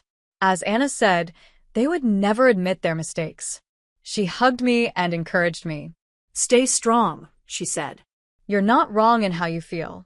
Even if your parents can't admit their faults, what you're doing shows more integrity than anything they've done to you." After our talk, I spent a lot of time thinking about what I truly wanted. While I knew my decision might put more strain on the family, I started to wonder if taking this to court was the right path, or if there might be another way to resolve it. A few days later, my lawyer called with news. My parents' attorney had proposed an out-of-court settlement. Hearing this made me anxious. My parents were willing to pay a significant amount of compensation if I agreed to drop the lawsuit. I wanted to move forward, but I wasn't sure if I should forgive them so easily. The settlement offer was more than enough to avoid a lengthy legal battle while still holding them accountable financially. With my lawyer, I carefully reviewed the details. The money would ease my financial worries and give me the freedom to focus on my business, freeing me from the stress that had weighed me down for so long. But even as I considered accepting the offer, a part of me worried it might make my parents think I had forgiven them. Still, this settlement felt like a small victory. In the end, it gave me a chance to move on and focus on my future. I decided to accept the offer, agreeing to drop the lawsuit in exchange for my parents paying the compensation. While this resolved my immediate issues, my parents still faced fraud charges from the bank. It wasn't the perfect outcome, but once the paperwork was completed and everything was finalized, I felt a sense of relief. With the lawsuit behind me, I no longer had to worry about the mess. However, this decision changed my relationship with my family forever. The tradition of spending holidays together was gone, and after this, there would be no more family gatherings. I thought I'd feel at peace, but instead, it felt like we had become strangers, tied only by blood and a shared past. The settlement gave me the freedom to focus on starting my new business, which was a positive step forward. Yet it was hard to fully let go. Even weeks later, the events replayed in my mind, and I had to accept that my relationship with my family would never be the same. Though they were still alive, it felt as if I had lost them forever. I didn't want to reach out, and I knew they wouldn't either. One evening, while I was working late in my new office, I received an email from my Aunt Anna. She simply asked, "How have you been?" It surprised me, since we hadn't spoken since our last meeting weeks ago. In her email, she wrote, "I know this has been hard, but don't carry it all on your own." Her words touched me more than I expected. Somehow, she seemed to understand that I was struggling. I realized how isolated I had become, losing friends and distancing myself from my family. Her message meant more to me than I could explain. I didn't know how to fix my relationship with my family, but I decided I didn't have to carry the burden alone. A few days later, we met again at the same cafe. When I felt more at ease, Anna looked at me kindly and said, "Family isn't always about blood ties." Her words stayed with me as I thought about the settlement. Even though the money allowed me to move forward, I still felt conflicted about accepting it. I hadn't fully let go of my anger toward my parents. "Family is something you choose," she continued. "It's okay to find others who'll support you. You don't have to hold on to the past, even if your sister or parents aren't in your life anymore." Her words resonated deeply. Letting go of family, even after all the hurt, felt like erasing years of trying to gain their approval, something that had shaped much of who I was. That day, I realized it was okay to move forward without holding on to the past, and that I could create a new kind of family for myself.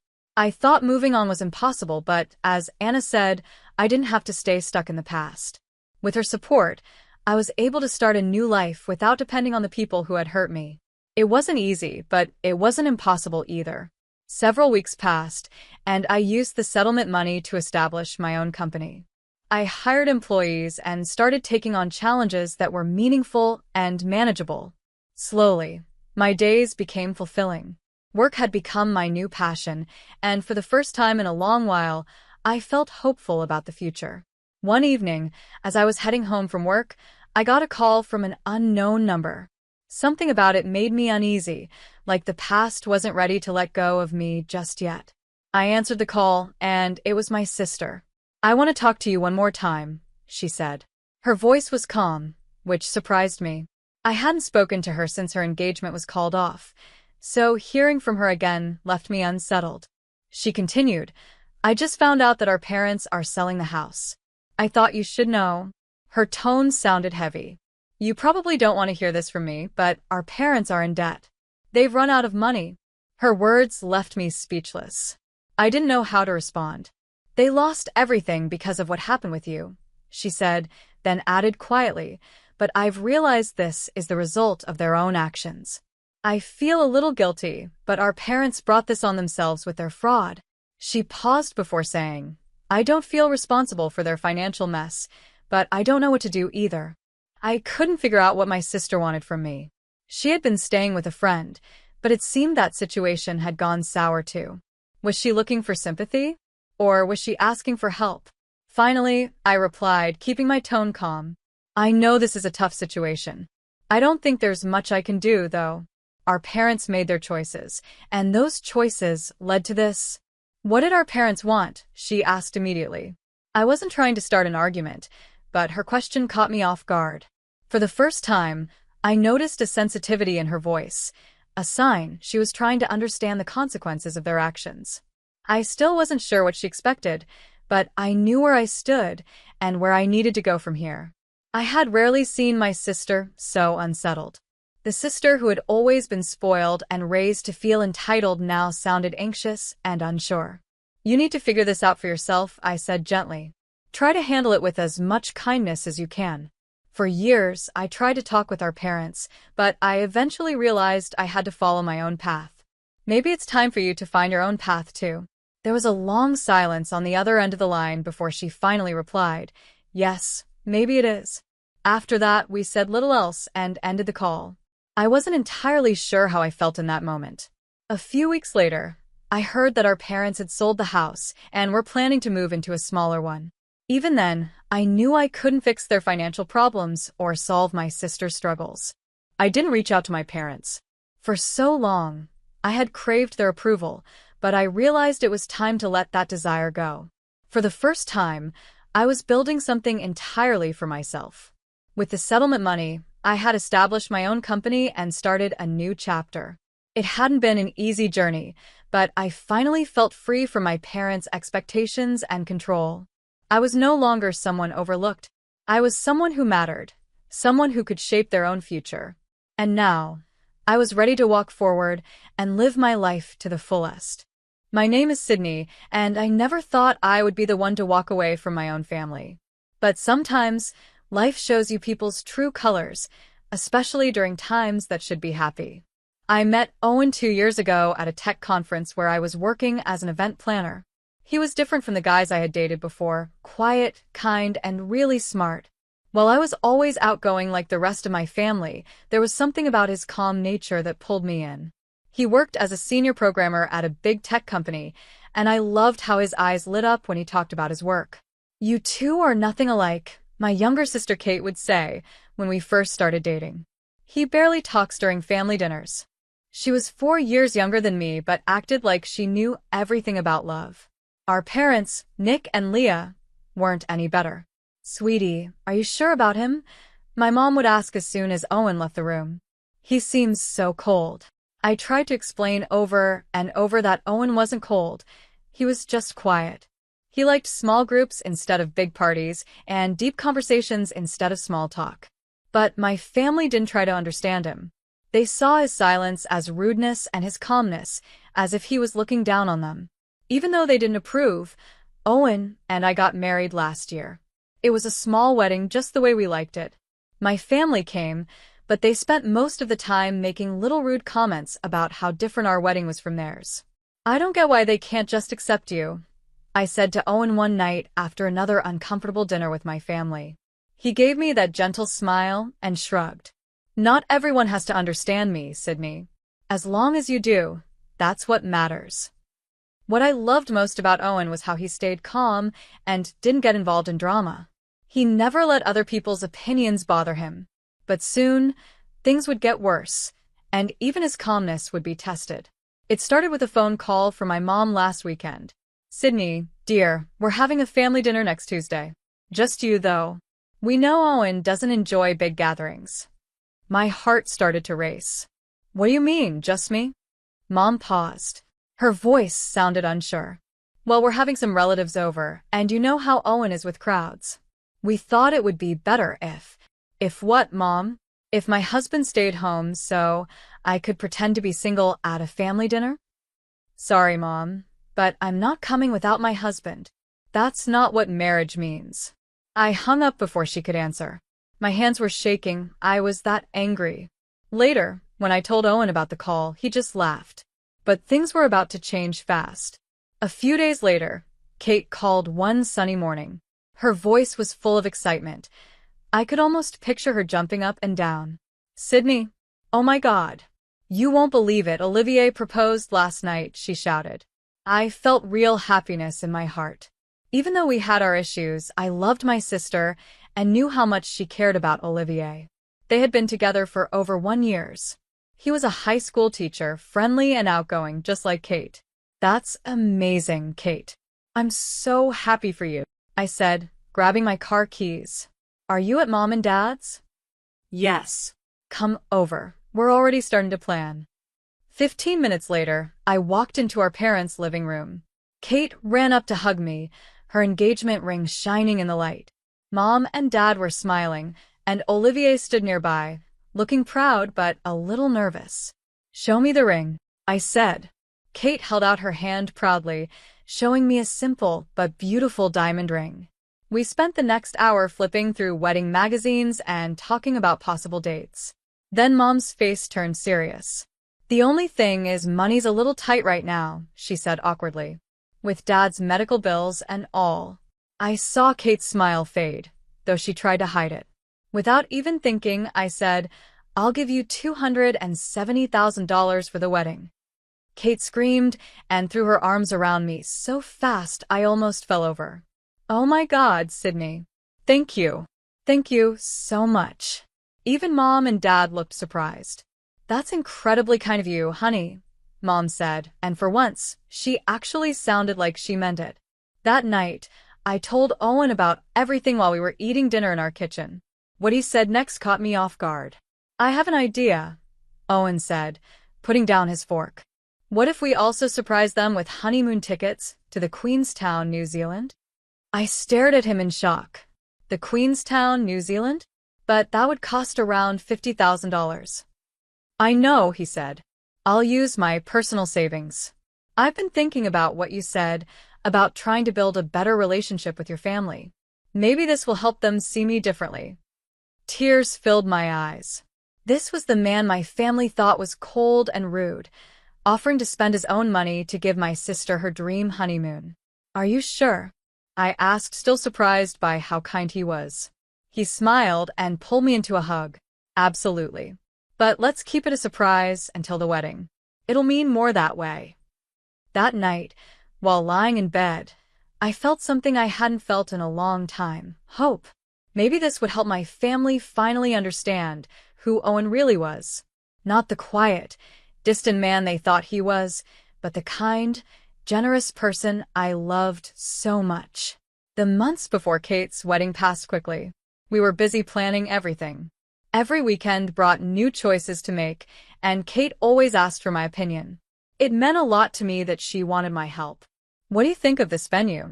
Kate asked one Tuesday, showing me photos of a fancy old warehouse turned into a wedding hall.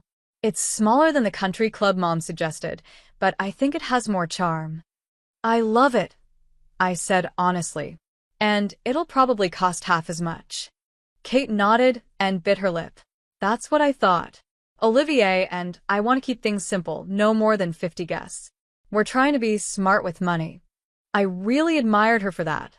Unlike some brides who spend too much, Kate was being smart and down to earth.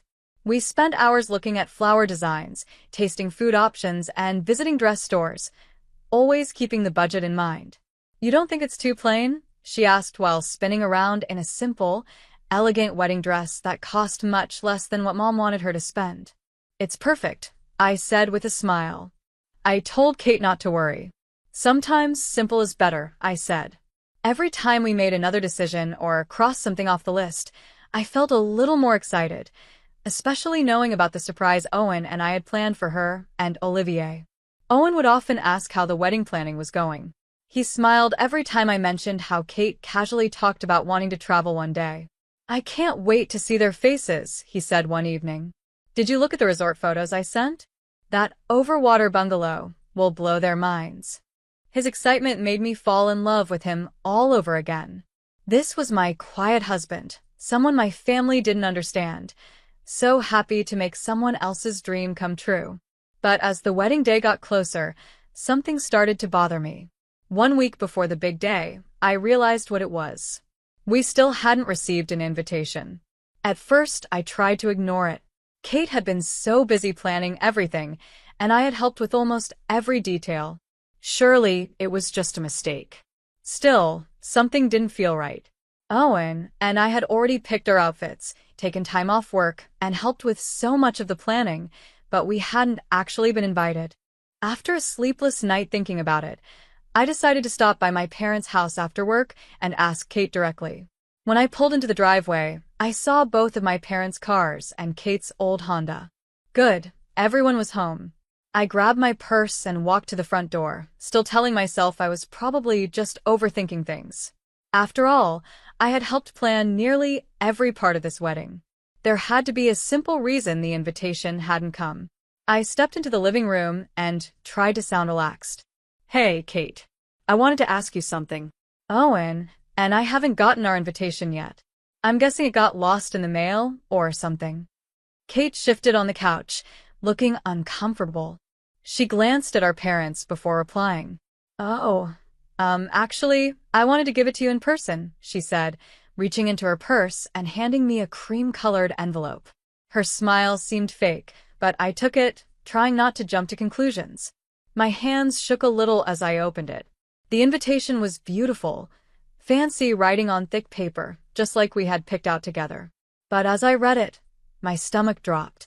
There was only one name on it. Mine. Kate, I said slowly, my voice sounding strange. Why isn't Owen's name on this? She sat up straighter, and her face changed. The awkward look was gone. In its place was a bold, almost proud expression. I recognized that look on Kate's face. It was the same one she had when we were kids, and about to do something she knew was wrong. Well, she said, glancing at our parents like she was looking for support, we decided to keep the guest list really small. Only the closest people. It felt like someone had slapped me. Closest people? Owen is my husband. He's your brother-in-law. Come on, Sydney, Kate said, rolling her eyes. We all know he's not really part of the family. He never even tries to be involved. I turned to our parents, hoping, begging, they would step in and say something to stop this madness. But Mom just nodded, and Dad wouldn't even look at me. We support Kate's decision, Mom said firmly. Your husband doesn't enjoy family events anyway. He always looks so unhappy at these gatherings. That's not true, I said, my voice rising. But Dad interrupted me. Be reasonable, Sydney. He'll just sit there looking sad, making everyone feel awkward. Then he added, as if this would settle everything. And besides, this way Kate can save money on the food. Save money? I repeated in disbelief. You're seriously leaving out my husband to save money on one plate of food? It's my wedding, Kate said, crossing her arms. I get to decide who comes. And I don't want him there. He brings down the vibe. He can stay home and code or whatever it is he does. I looked at the 6 people I had trusted my whole life and felt like I didn't even know them anymore. How could they so easily treat my husband like a stranger? The worst part was how prepared they were. They had clearly planned this conversation ahead of time.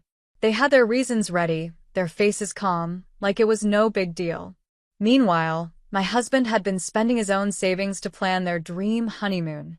Let me get this straight, I said, my voice low and shaking. You want to leave out my husband to save a little money at the wedding I already gave you $40,000 for? $10,000 that I gave with no strings attached. Kate's confident look faded a bit, but she quickly bounced back. Well, that was different. You're my sister, and Owen is your brother-in-law. I cut her off. But you want to hear the real twist? They all looked at me, confused. Owen has spent the last 2 months secretly planning a honeymoon for you and Olivier. A fully paid trip to the Queenstown, New Zealand. That's $50,000 worth of a luxury resort, overwater bungalow, first-class flights, everything. The room went completely silent. Mom's hand flew to her mouth. Dad's jaw dropped. Kate's face changed fast.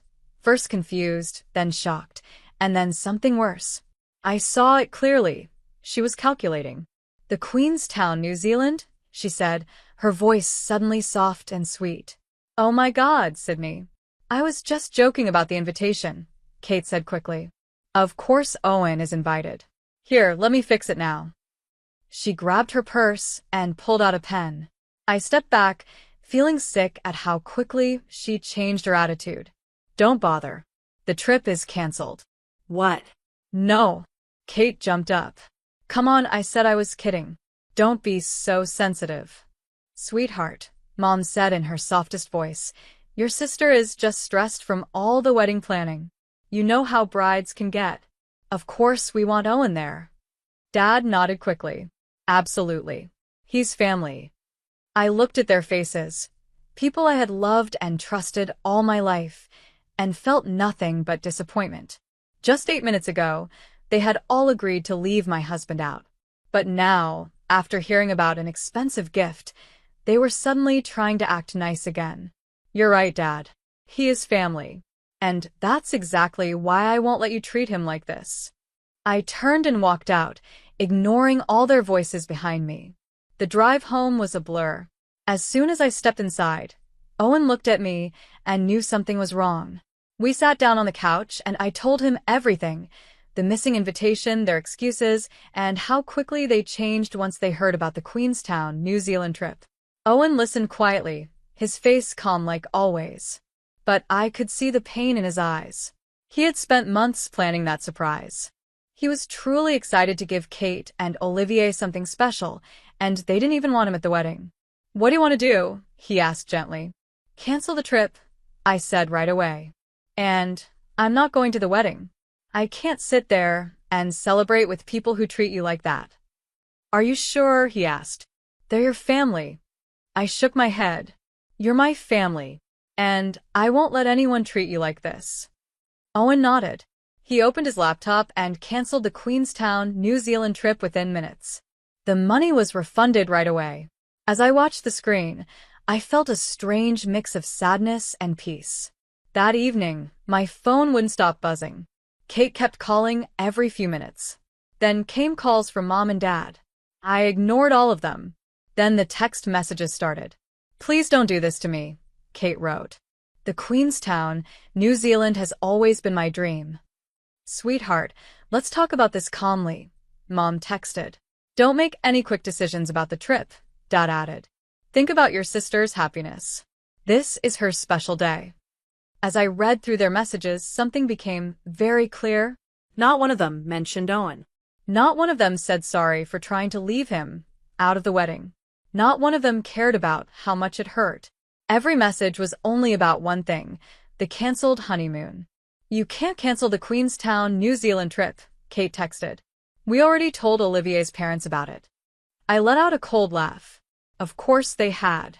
They probably started bragging about the fancy trip the minute I left the house. I replied, "The trip is already canceled. The money has been refunded. Don't contact me again." Then, I did something I never thought I would. I blocked Kate's number. Then I blocked Mom and Dad's too, just to be safe. Owen and I spent the rest of the evening watching movies on the couch, trying to feel normal. But the next morning, that peace was shattered. Loud banging came at our front door. Before we could even get up, the door swung open. My parents had used the emergency key I gave them years ago, meant only for real emergencies. Kate stormed in first, then Mom and Dad. They didn't say hello. They didn't explain. "How dare you cancel our honeymoon?" Kate screamed, her face red with anger. "You need to put it back right now." "Calm down," Owen said, standing up. "You can't just barge into our house." They ignored him, like he didn't even exist. "Do you know how embarrassing this is?" Mom snapped. "We already told everyone about the Queenstown, New Zealand." "Fix this right now," Dad ordered, pointing at me. "Call whoever you need to call, and book the trip again." I stood firm, even though my heart was pounding. I'm not giving expensive gifts to people who don't respect me or my husband. The trip is canceled. That's final. Kate's face twisted with anger. "You know what? Don't come to my wedding at all. You're not invited anymore. I don't want you there." "Kate." Owen tried to speak, but she cut him off. "Shut up. This is all your fault. Ever since Sydney married you, she's changed. She used to be fun. She used to be normal." I took a deep breath and spoke clearly. "You want to talk about money? Fine. Let's talk about the $40,000 I gave you for this wedding." Kate's face turned pale. Mom and Dad stopped mumbling. "That's right," I said. $40,000 that I can legally ask to be returned, since you've uninvited me from the wedding. That's how gifts work, Kate. If the event they were given for doesn't happen, the giver has the right to take it back." You wouldn't," Kate stammered, all her fake confidence suddenly gone. "I wouldn't," I said. "You can keep the money. Think of it as your wedding gift from your boring, unfun sister who doesn't even want to come to your wedding."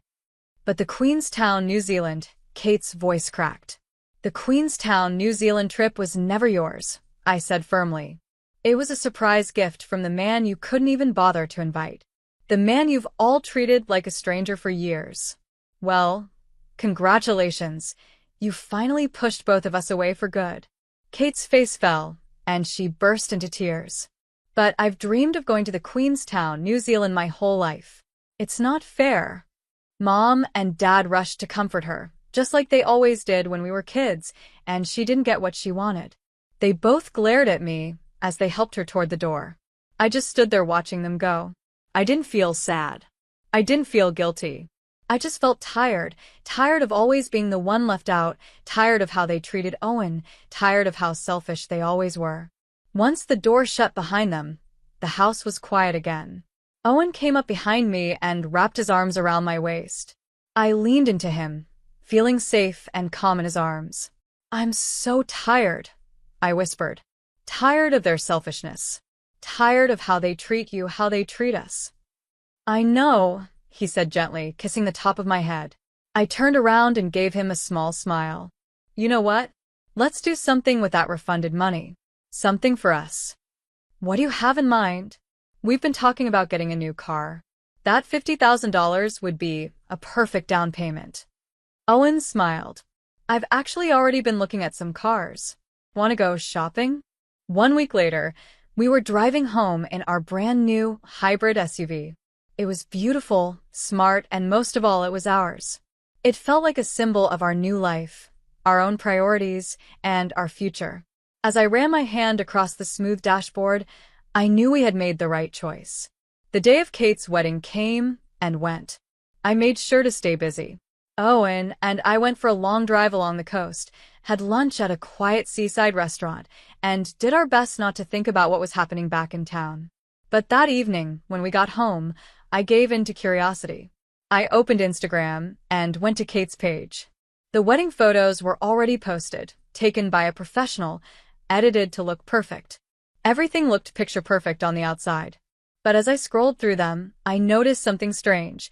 Kate's smile never quite reached her eyes. In every photo, even the ones that were supposed to be natural and candid, she looked distracted, uneasy, like someone trying too hard to look happy. 6 days later, my phone rang. It was Aunt Brittany, my mom's younger sister, and the only one in the family who ever treated me with real kindness. "I need to tell you something about the wedding," Aunt Brittany said. Her voice was serious. "Your mom gave a speech, one of those subtle but mean ones she's so good at. She talked about how families should stay together and how some people get too busy with their own lives to remember their responsibilities. Then she said that greed can destroy family bonds." I felt my chest tighten. Let me guess, everyone knew exactly who she meant? Oh, honey, it was as obvious as throwing a rock through a window. The whole room felt awkward. Even some of Olivier's relatives were whispering, wondering what was going on. I took a deep breath and told Aunt Brittany everything. How Owen wasn't invited, the cancelled Queenstown, New Zealand trip, Kate's meltdown, all of it. When I finished, there was a long silence. "You did the right thing," she finally said, her voice strong. "I've seen how they've treated Owen for years, like he doesn't belong. It's wrong, and it's not your fault. Your mother and Kate have always needed everything their way." Tears filled my eyes. "Thank you, Aunt Brittany. That means more than you know." After we hung up, I sat in the backyard for a long time, watching the sun go down. Owen came out with 2 glasses of wine. "Penny for your thoughts?" he asked, sitting beside me. "I was just thinking about family," I said, taking a sip, "and how sometimes the hardest choices are the right ones." "Do you think you'll ever talk to them again?" he asked gently. "Honestly, I don't know. Maybe if they really understand what they did wrong and try to change. But I'm not waiting for that. I'm not chasing after them anymore." Owen reached over and held my hand. "No matter what happens, we'll face it together," he said. I squeezed his hand, thinking about everything we'd been through. Sometimes it takes a hard moment to show you what really matters and who truly stands by your side. My family may have seen Owen as the outsider, the one who didn't belong. But they were wrong. He was the one who showed what real family looks like: loyalty, respect, kindness. As we sat there watching the sky turn from orange to purple, then to dark blue, I felt something I hadn't felt in a long time: peace. Our new car sat in the driveway, a reminder of our fresh start. Our home, now free from all the noise and drama, finally felt calm. And for the first time in years, I knew we were exactly where we were meant to be. My soon-to-be wife's entire family decided to get involved when I brought up the idea of a prenup. The way they looked at me, you'd think I had two heads. They couldn't understand why I'd want something like this. Let me break it down for you so it makes sense. Hi everyone, my name's Paul, and I'm at my wit's end. I need advice and don't know who else to turn to. This is a long story, so bear with me. Until recently, everything was going great with my girlfriend, Jessica.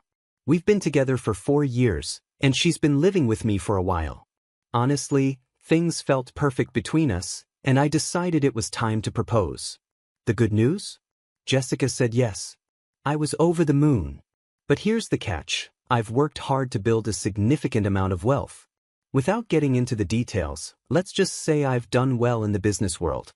Like anyone in my position, I want to protect what I've earned. I know bringing up a prenup can be a touchy subject, but I thought Jessica would understand why I wanted one. To me, it just made sense. I figured she'd see it as a practical step, in case things didn't work out. It wasn't about doubting her love, it was about being cautious. Unfortunately, I misjudged her reaction. I didn't bring up the prenup right away. I wanted us to enjoy the moment and focus on the joy of being engaged. But when I brought it up the day after, Jessica's reaction caught me off guard. Her face said it all. She looked hurt, and her eyes filled with tears. She asked me if I thought all she cared about was my money. I tried to explain why I thought a prenup was a reasonable idea, but it didn't matter. She felt deeply insulted and didn't want to hear me out. Jessica told me that even suggesting a prenup made her question how I saw our relationship. It felt like everything I said just made things worse. She said I must not trust her or believe in our relationship. I couldn't believe what I was hearing. I was shocked by her reaction. I mean, I had just proposed the night before. Of course, I trusted her. But she wouldn't listen. After some arguing, things got too heated, so I decided to stop the conversation and give her time to calm down and think. I thought that once she had time to process everything, she'd understand my side. But instead, things got worse. I hoped Jessica would keep this between us, but she went and told her parents about it. Her dad, Tyler, and her mom, Rachel, are unique people. They've always been polite to me, maybe a little quirky, but generally respectful. That's why I was caught off guard when they reacted so strongly to the idea of a prenup. They were furious, and I couldn't understand why. In my opinion, a marriage is between 3 people, me and Jessica. It's not something her parents should meddle in. But they decided to get involved, and it's driving a wedge between me and Jessica. Here's what's been happening since Jessica told them about the prenup. First, Tyler and Rachel started pressuring Jessica to call off the engagement and break up with me entirely, all because of the prenup. To me, this is completely over the top and ridiculous. What's worse, instead of standing up for me or keeping our relationship private, Jessica started bad-mouthing me to them. She talked to her parents on the phone, right in front of me, saying things like, "I know, Daddy, I shouldn't put up with this." It hurt to hear her side with them. Then she told me outright that her parents think she should leave me. I asked her why she wasn't telling them to stay out of our relationship, but her response was, their daughter's marriage is their business. Our arguments kept going in circles. No matter what I said, it felt like Jessica wasn't really listening to me. Then things escalated. Tyler and Rachel decided to take it up a notch. Out of nowhere, I started getting contacted by ex-girlfriends. Out of nowhere, I started hearing from ex-girlfriends I hadn't spoken to in years. They told me that 3 people named Tyler and Rachel had contacted them, trying to dig up dirt on me. I was shocked.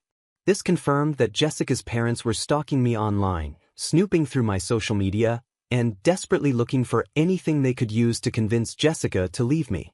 When I told Jessica about this and said her parents needed to stop, she didn't take me seriously. Instead of standing up for me, she brushed it off, saying she couldn't control her parents and that they were just reacting to the prenup. I couldn't believe it.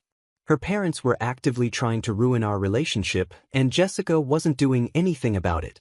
As if that wasn't bad enough, I tried to stay patient and let it all blow over. But what Tyler and Rachel did next was the final straw. I travel around the city a lot for work, meeting with clients, consultants, and attending conferences. Last week was especially hectic, and I was constantly on the move. During that week, I noticed something strange. A red car kept showing up wherever I went. At first, I thought it was just a coincidence, but the more I paid attention, the more obvious it became. This car was following me. To test it out, I stopped at a Taco Bell as a distraction, just to see what would happen. Sure enough, the car pulled into the parking lot behind me. It was clear this person wasn't there for tacos. I was furious. I got out of my car and walked straight to the driver's window. The guy inside looked shocked and nervous.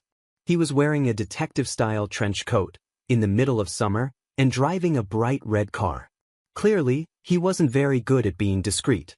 I asked him why he was following me and how much Tyler and Rachel were paying him. At first, he denied everything, but after I kept pressing him, he finally cracked. He admitted that Tyler and Rachel had hired him to spy on me. He even said they seemed crazy and that he was bored out of his mind following me to business meetings all week. Still, he couldn't turn down the money they were offering. I couldn't believe what I was hearing. Tyler and Rachel had hired a private investigator to stalk me around the city. This was beyond invasive, and it showed just how far they were willing to go to sabotage my relationship with Jessica. I pulled out my wallet, handed the private investigator a decent tip, and told him to stop following me. He gladly accepted. I knew I could outpay whatever Tyler and Rachel were offering him. After that, I pulled out my phone and called Tyler and Rachel right away. Rachel answered, and from the moment she picked up, she was rude. "What do you want?" she snapped. I stayed calm but firm and told her that she and Tyler were no longer welcome at my engagement party. No discussion, no second chances. That's when Rachel completely lost it. She started yelling over the phone about the prenup, saying I didn't love Jessica and spouting all sorts of nonsense. I regret losing my temper, but I finally snapped. I told her in no uncertain terms to stop harassing me and following me, or I'd go to the police. I made it clear that if she didn't stop, I wouldn't just ban her and Tyler from the engagement party, I'd ban Jessica's entire family. After all, the party was happening on my property, and I had every right to decide who could and couldn't come. Instead of backing down, Rachel called my bluff. She accused me of not being serious and continued yelling. I couldn't believe how bold and disrespectful she was. I couldn't help but laugh at her audacity. I told her that if she, Tyler, or anyone else from Jessica's family so much as stepped foot on my property, I'd call the police and have them removed. Of course, Rachel kept rambling and yelling, so I hung up on her. Not even 10 minutes later, my phone started ringing again. This time, it was Tyler, calling and texting like a maniac. I tried ignoring it, but he wouldn't stop, so I finally picked up. Tyler immediately started tearing into me. He called me a terrible boyfriend, a failure of a man, and said I had no right to marry his angel. I told him to keep dreaming and suggested he find a new hobby. That only made him angrier.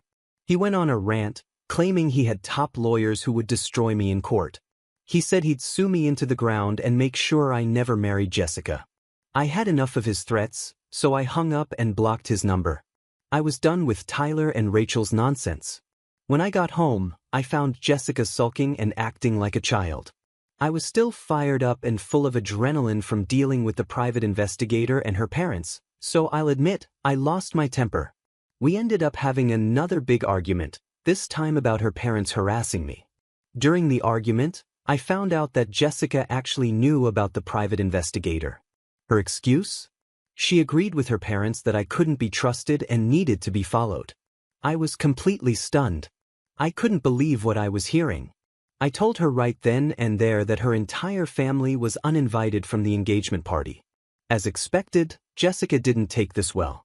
She started threatening to cancel the engagement party altogether. I told her that it was my property, and the party was happening no matter what. I also made it clear that if her parents or any of her family members showed up, I would call the police. For the next few days, things were tense. We barely spoke to each other and started sleeping in separate rooms. It was awkward and uncomfortable, but I thought things might settle down eventually.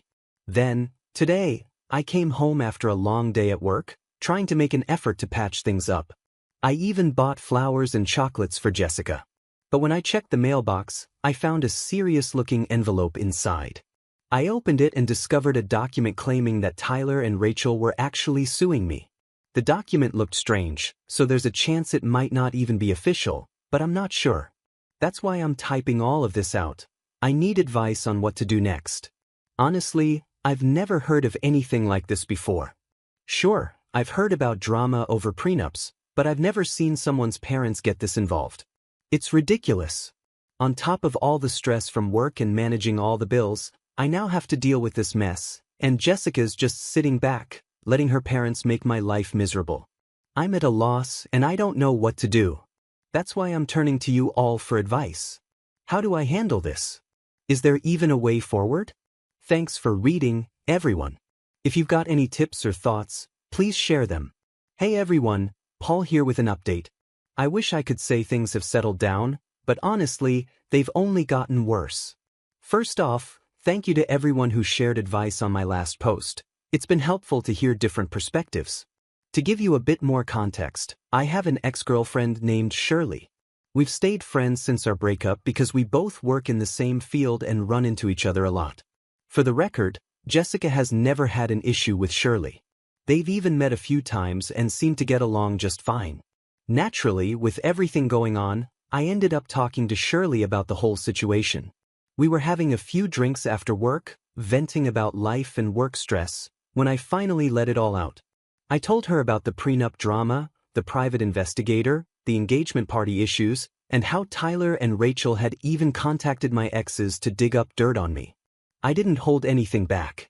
Shirley listened and then mentioned something interesting. Tyler and Rachel hadn't reached out to her.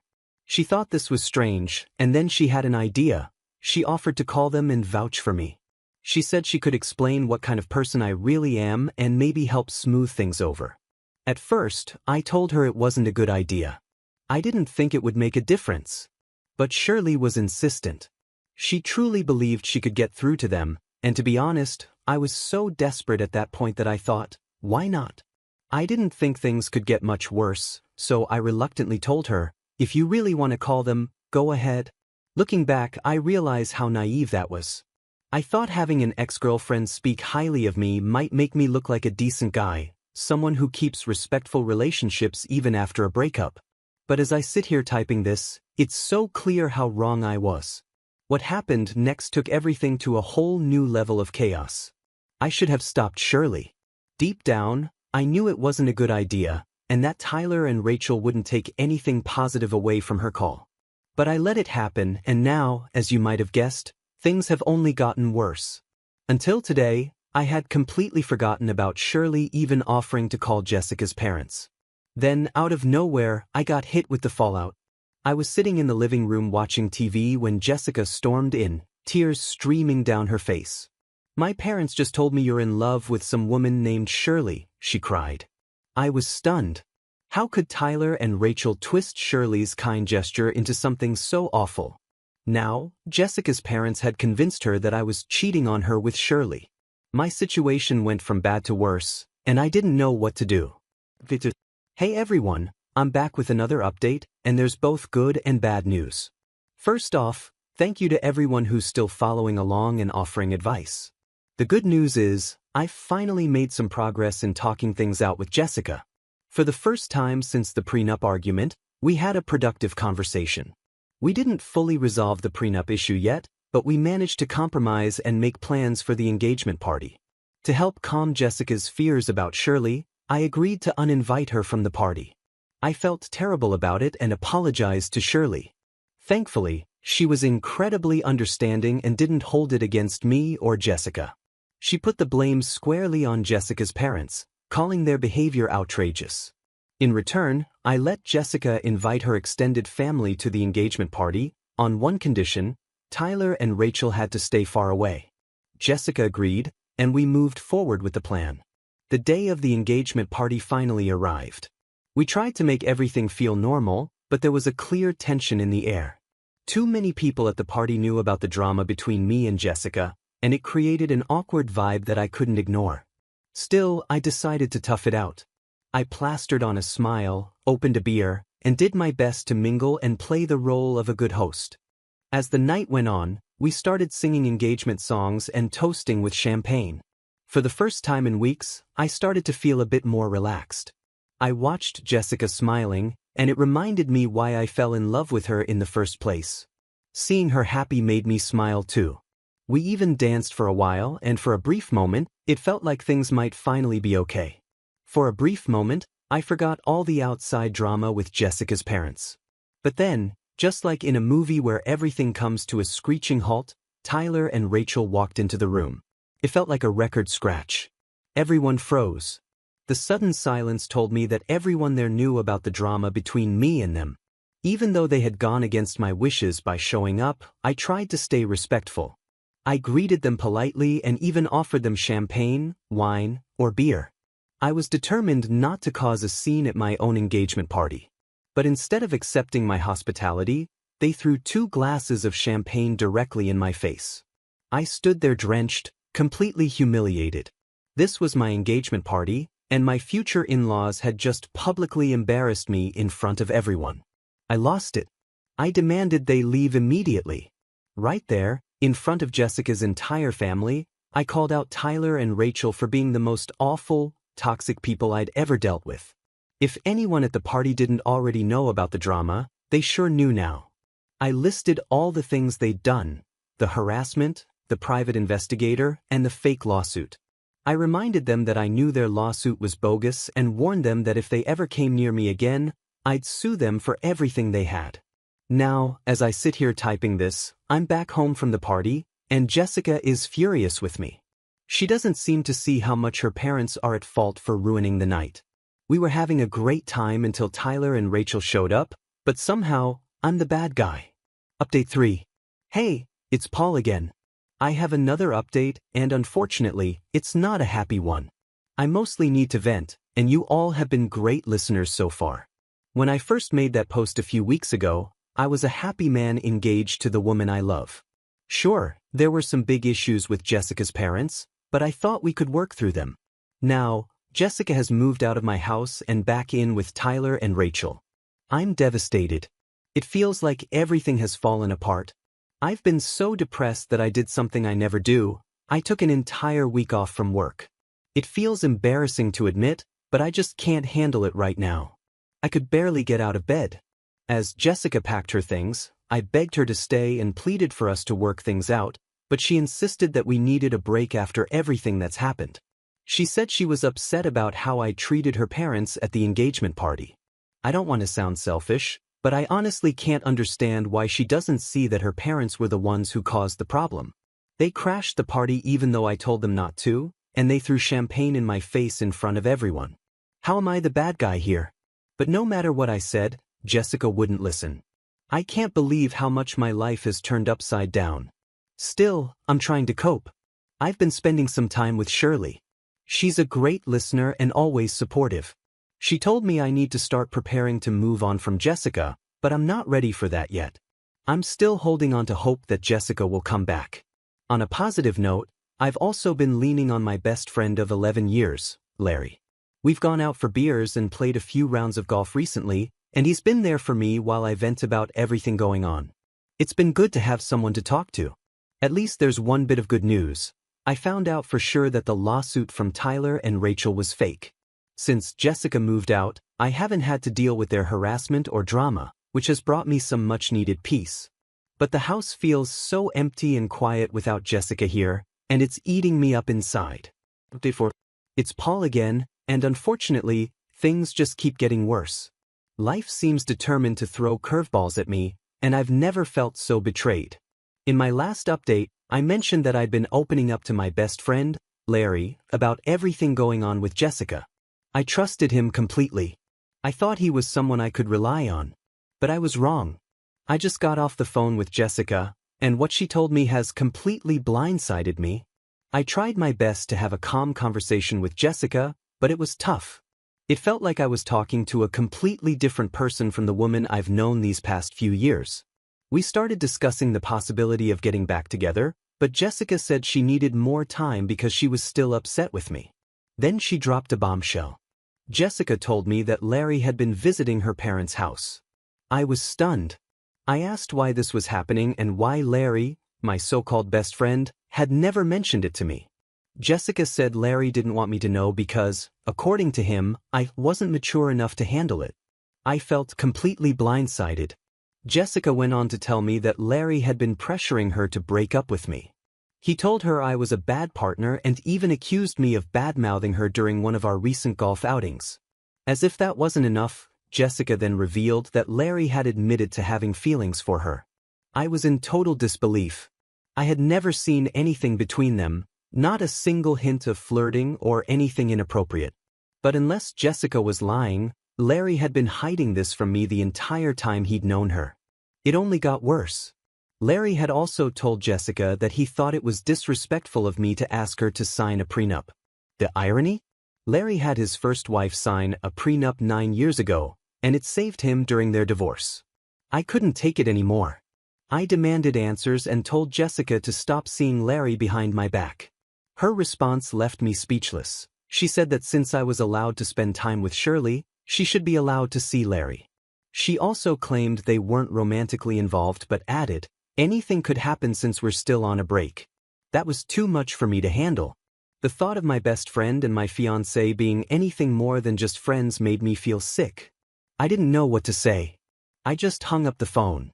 Shirley has been incredibly supportive through all this, but right now, it feels like no one else is in my corner. I can't believe Jessica is even considering being with Larry. I can't believe all of this happened because of a prenup. Update 5. Hey everyone, it's been a while. Honestly, I've been trying to move on from this entire mess, but I don't want to leave anyone hanging, so here's what happened. Not long after my last update, I had a rough evening. I couldn't get the thought of Jessica and Larry out of my head. It was eating away at me and I felt like I needed answers. Against my better judgment, I decided to drive to Jessica's parents' house to see for myself what was going on. It was raining hard, and I had this awful feeling in my gut, like I was about to witness something that would destroy me. Unfortunately, my instincts were right. When I got there, I immediately spotted Larry's car in the driveway. My heart sank, but I had to know for sure. I parked, walked up to the door and knocked. Tyler answered, and right behind him, in the kitchen, I saw Jessica and Larry kissing. My heart broke into a million pieces. Even though I'd feared this might happen, seeing it with my own eyes was unbearable. My jaw dropped, and I felt completely shattered. I pushed past Tyler and demanded an explanation from Jessica and Larry. Larry just stood there, too much of a coward to say anything. Jessica, on the other hand, looked me in the eye and said, point blank, that she had chosen to be with Larry for now. She even had the nerve to say she might consider giving our relationship another shot in the future, but only if I dropped the issue of the prenup. I couldn't believe what I was hearing. It was the most heartless, manipulative thing I've ever experienced in my life. I told Jessica this was the lowest thing anyone had ever done to me in all my years of dating. Then I turned to Tyler and Rachel and let them have it. I told them they'd raised someone just as cruel and self-centered as they were and asked if they were proud of themselves. Instead of saying anything meaningful, they started yelling and threatening to sue me again. I laughed and reminded them that they couldn't even afford a lawyer in real life. I told them they better hope I don't end up suing them someday. With Larry, Jessica, Tyler, and Rachel all yelling at me at the same time, I realized I'd had enough. I'd spent so much time fighting for someone who didn't value me, and it wasn't worth it anymore. Without saying another word, I turned around, walked out of their house, and shut the door behind me. They were still shouting as I got into my car and drove away. That was 7 weeks ago, and now, I'm with Shirley. We broke up years ago because the timing wasn't right, but somehow, all this chaos with Jessica brought us closer than ever. Through everything, Shirley was the one person who stood by me. Even when my best friend betrayed me and Jessica's family made my life miserable, Shirley never left my side. Most of my family has passed away, but Shirley has helped me feel less alone. She's been my rock through all of this. As I type this, we're in Rome, getting ready for a date. I'm sitting in our hotel room while she's getting dressed, and honestly, I couldn't be happier. What are Jessica and Larry up to? I have no idea, and I don't care. I'm in love with Shirley now, and I'm finally at peace. Thank you all for following along with my story. Many of you told me I should have been with Shirley from the start, and you were right. I wish I had realized it sooner. Now, I want to hear from you. How would you handle a situation like this? Knowing that it all started over a prenup, then spiraled into betrayal, family drama, and heartbreak, would you have done things differently? Let me know your thoughts in the comments. And if you're new to the channel, don't forget to subscribe. I'll see you all tomorrow with a brand new story. Life has been full of tough times, with a few good moments along the way. Losing my parents when I was young hit me hard, like a pain that never fully goes away. But I was lucky because the older William couple who lived next door took me in. They were the kindest people and treated me like their own grandchild, not like someone they had to take care of. We didn't have much money, but we were rich in love, and that was what really mattered. Things changed when they died in a car accident, just as I was about to turn 20 and thinking about going to college. Suddenly, I was on my own again. They left me some money for school and their house in the suburbs. Even though it was full of memories, I decided to sell it because it reminded me of them too much. I used the money to get a small apartment in the city, close to the college where I was going to study financial management. I met Michael at a friend's party. He was easygoing, fun, and didn't care what others thought. We got along right away. He accidentally bumped into me and spilled my drink. "Hey, watch it," I said, more surprised than angry. He smiled and said, "All right, my bad. Let me fix that." "What were you drinking?" I said, "Just beer." And he called out, "2 beers coming right up." That was Michael, simple, straightforward, and relaxed. We talked all night about everything and nothing. We found out we both hated sushi, but loved old movies. Talking to him was easy, and when the party ended, I didn't want to say goodbye. A year later, he proposed. We were watching TV together, just the two of us. He pulled a ring out of his pocket, no big speech or fancy gestures, and said, "Marry me," holding the ring so tightly I thought it might break. I laughed, not because it was funny, but because it was so perfectly us, simple and a little messy. "Yes, of course, you big goof," I said. Getting married didn't change much at first. It just felt right. We were the same as before, just officially married. We made ourselves at home in my small downtown apartment, close to the busy city, but having someone to share the quiet moments with made a big difference. Evenings didn't feel so lonely anymore, and for the first time in a long while, life felt complete. Marriage brought some comforts, but just when you start feeling settled, life can throw surprises your way. Michael's parents, Mr. and Mrs. Jacob, were wonderful people. From the start, they welcomed me warmly into their cozy suburban home. I could see where Michael got his laid-back attitude from. Their kindness was a balm to my still-hurting heart after losing my own family. Mrs. Jacob would often say, "We're so happy you're part of our family now," and squeeze my hand with a firm, yet gentle touch. I'd always say, "Thank you so much for making me feel so welcome." We began spending weekends with them, having backyard barbecues and long chats over hot cups of coffee. Life felt simple, honest, and good until it wasn't. Michael had to go on a work trip for a year, taking him out of state. The timing wasn't ideal, but it was a great chance for his career. Soon after he left, Mr. and Mrs. Jacob's health started to decline. It happened quickly, and one day Mrs. Jacob called, sounding deeply worried. "Anna," she said, her voice trembling, "we need your help. I'm sorry to bother you, but things aren't good. Mr. Jacob is not doing well." I quickly packed my things and headed to their home. It hurt to see them both looking so frail. Mr. Jacob, who had always seemed so strong, now looked smaller, connected to tubes for his treatment. I settled into their routine, taking care of the cooking and cleaning, while Mrs. Jacob focused on looking after Mr. Jacob. In the evenings, I would read his favorite books to them. Often, he'd fall asleep before I finished a chapter, but on good days, he'd quietly say, "Thank you, Anna," even though his voice was weaker than before. I'd smile and reply, "It's my pleasure," holding his hand to comfort him.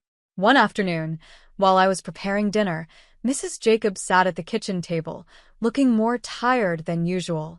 She wrung her hands nervously and said, "Anna, I don't know how to say this, but we're having some problems. Mr. Jacob was the main provider, and now things are tough." I put down the knife and gave her my full attention. "Sweetie, we're in a tight spot. Would you consider renting out your apartments? I hate to even ask, but maybe it will help us get through this tough time, Mrs. Jacobs said, looking down, clearly embarrassed. Her words showed how serious their situation was, and I felt sorry for them. When I had no one, they took me in and became my family, so how could I say no? I tried to ease Mrs. Jacobs' worries and said, "Of course, Mrs. Jacob. I'll take care of it right away," without even thinking twice. I found a tenant for the apartment quickly and sent Mrs. Jacob the rent money every month, along with extra for groceries and any unpaid bills. Family is what holds us together, so even though my commute to work became a long, tiring drive, I reminded myself of this on the hardest days.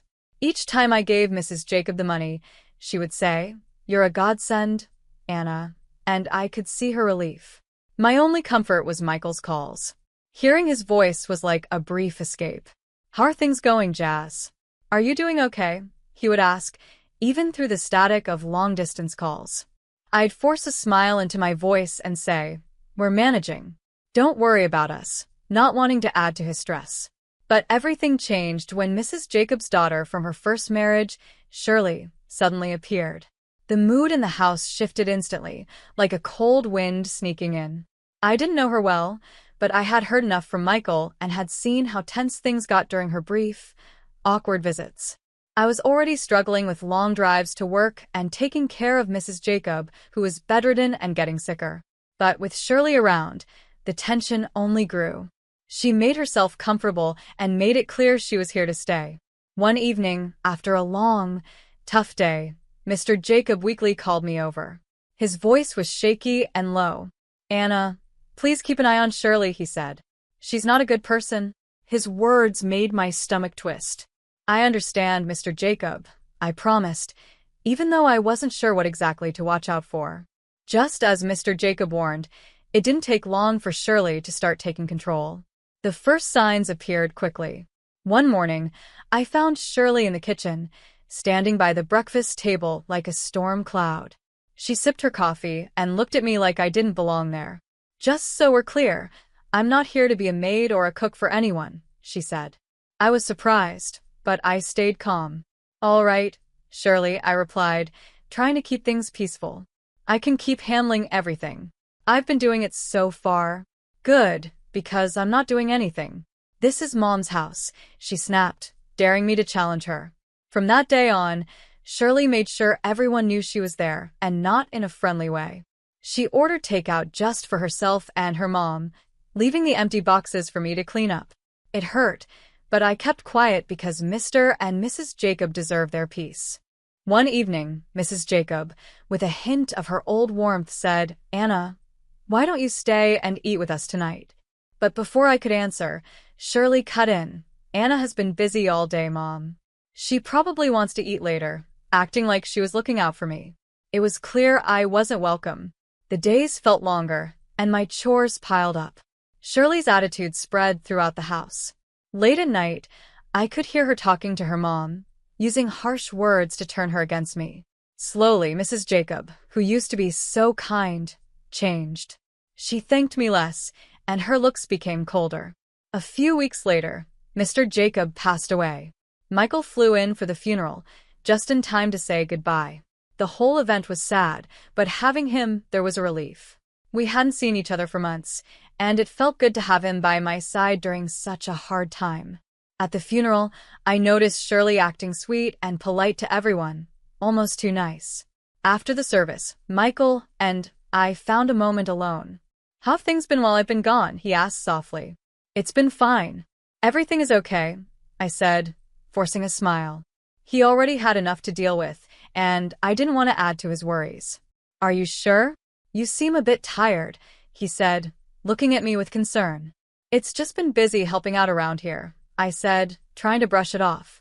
I said, trying not to look him in the eye. It wasn't the right time to bring up all the problems brewing under the surface.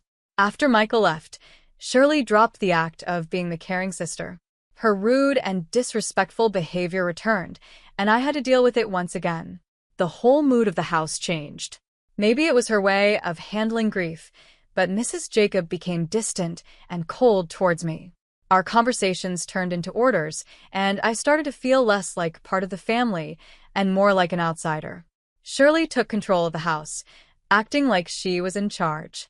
She didn't care about anyone's feelings but her own. She would even barge into my room without knocking and go through my things, like she was searching for something.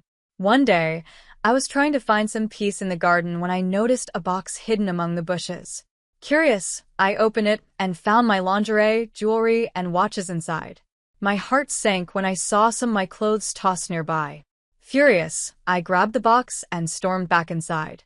Shirley was lounging in the living room, acting like she owned the place. "What the hell, Shirley?" I shouted, my voice shaking with anger. "You can't just throw out my stuff." She gave a cold, mocking laugh. "Anna, you don't live here. You're just a guest and you're not wanted. You'd be better off in the garden or on the street. You're nothing more than a beggar." Her words stung like salt on a wound. I felt my whole body tremble. I turned to Mrs. Jacob, who had just walked into the room. "Mrs. Jacob, please, tell her she can't treat me like this. This is supposed to be my home too," I pleaded, my voice cracking. But the once kind Mrs. Jacob looked at me like I was a stranger. "This is Shirley's home now. Maybe you should find somewhere else to stay." Her words hit me harder than I could have imagined. Standing there, holding the box, my heart pounded. In that moment, the home and family I thought I had fell apart.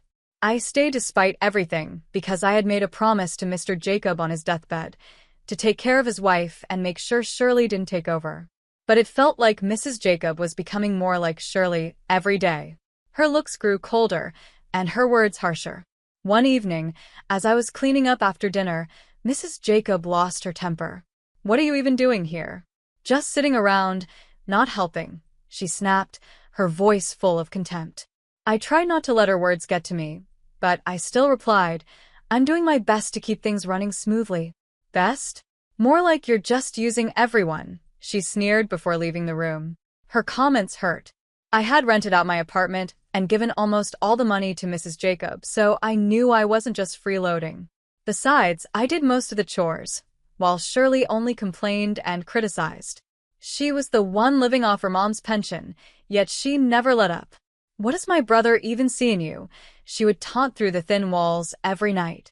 I kept reminding myself of the promise I made to Mr. Jacob, biting my tongue to hold back my anger. But the house had become a hostile place, and I felt trapped. One evening, I came home early from work, and something felt off. They didn't know I was there, and as I walked into the living room, I heard Shirley and Mrs. Jacob arguing. "We need to make her sell her apartment," Shirley said, her tone cold and selfish. "You know how much we could use that money." "Yes, but how do we convince her?" "Anna won't just give it up," Mrs. Jacob replied, sounding frustrated. "Leave it to me, Mom. I'll make her do it gently. Once she signs it over, we can finally live the life we deserve," Shirley said, her words dripping with deceit. Hearing them plot to take away my only source of income was a shock. My heart pounded, and I quietly slipped away to my room. They wanted to take everything from me. I couldn't stay after that. The decision was clear. I had to leave. With shaky hands, I quickly packed my things. Every moment in that house felt like a ticking time bomb. I didn't bother saying goodbye. They didn't deserve it. I slipped out the back door and called a cab to take me to the train station. My mind was spinning as I sat on the train headed to Michael's state. I wondered if he would understand, if he would take their side. I was scared of what would happen if I stayed, but the uncertainty of what was ahead was just as terrifying. As the train moved, I watched the scenery pass by, feeling a mix of determination and anxiety. When I arrived at Michael's apartment, he opened the door, surprised to see me standing there with my bag. He looked relieved, but also full of questions. Michael's eyes widened. "Anna, why are you here? Is everything okay?" he asked, stepping aside to let me in. I took a moment to take in the cozy, warm feeling of his small apartment. "Michael, things are not okay." "Not at all," I said, my voice trailing off, showing my worry. He led me to the couch. "Talk to me, sweetheart." "What's going on?" he pleaded. I told him everything, how things had gotten worse at home, how Shirley came back, and the final straw, their plan to make me sell my apartment. Before this, I hadn't wanted to burden him while he was busy with work, but now I let it all out. As I spoke, Michael's face grew more serious, his jaw tightening and his fists clenching. By the time I finished, his voice was a mix of worry and anger. "Why didn't you tell me any of this before?" he asked. "I didn't want to make things worse. I thought I could handle it," I admitted, feeling foolish. "Damn it, Anna. You shouldn't have had to deal with that alone," he snapped, standing up and pacing. "I can't believe my mom and Shirley treated you like this." He stopped and looked at me, his eyes fierce. "No one treats my wife this way." "No one," he said, pulling out his phone. My heart raced as I watched him dial his mom. The phone barely rang twice before she picked up. I couldn't hear her side of the conversation, but Michael's shoulders were tense. "Mom, this has to stop. I know everything, and I won't stand for it. If Shirley stays, or if you don't start treating Anna with respect, then you can forget about any help from us." "No more money, nothing," Michael said, his tone firm and unyielding. After a short but heated argument, there was silence. Michael held the phone tight. Finally, he said, "Fine, if that's your choice, then I've made mine," and hung up. His expression softened as he turned to me. "Looks like it's just us now, sweetie." "But that's all we need," he said, walking over to hug me. I leaned into him, feeling the safety of his arms around me, shielding me from all the chaos. "Just us," I whispered, realizing he was right. Now that we were on our own, it somehow felt okay. We stayed up late, talking about practical things, my work-from-home schedule, our budget, and what our life would look like now without the added burden of helping his mom and dealing with Shirley. It felt like a fresh start. We were starting a new chapter together, just the two of us. We're in this together, no matter what. "It's just you and me against the world, right?" I said. Michael smiled confidently and replied, "Right." With him by my side, I felt stronger and smiled back. The next few days were busy. Thankfully, my boss agreed to let me work from home after I reached out. Michael helped me get my things out of storage, and we set up my home office in the corner of his living room.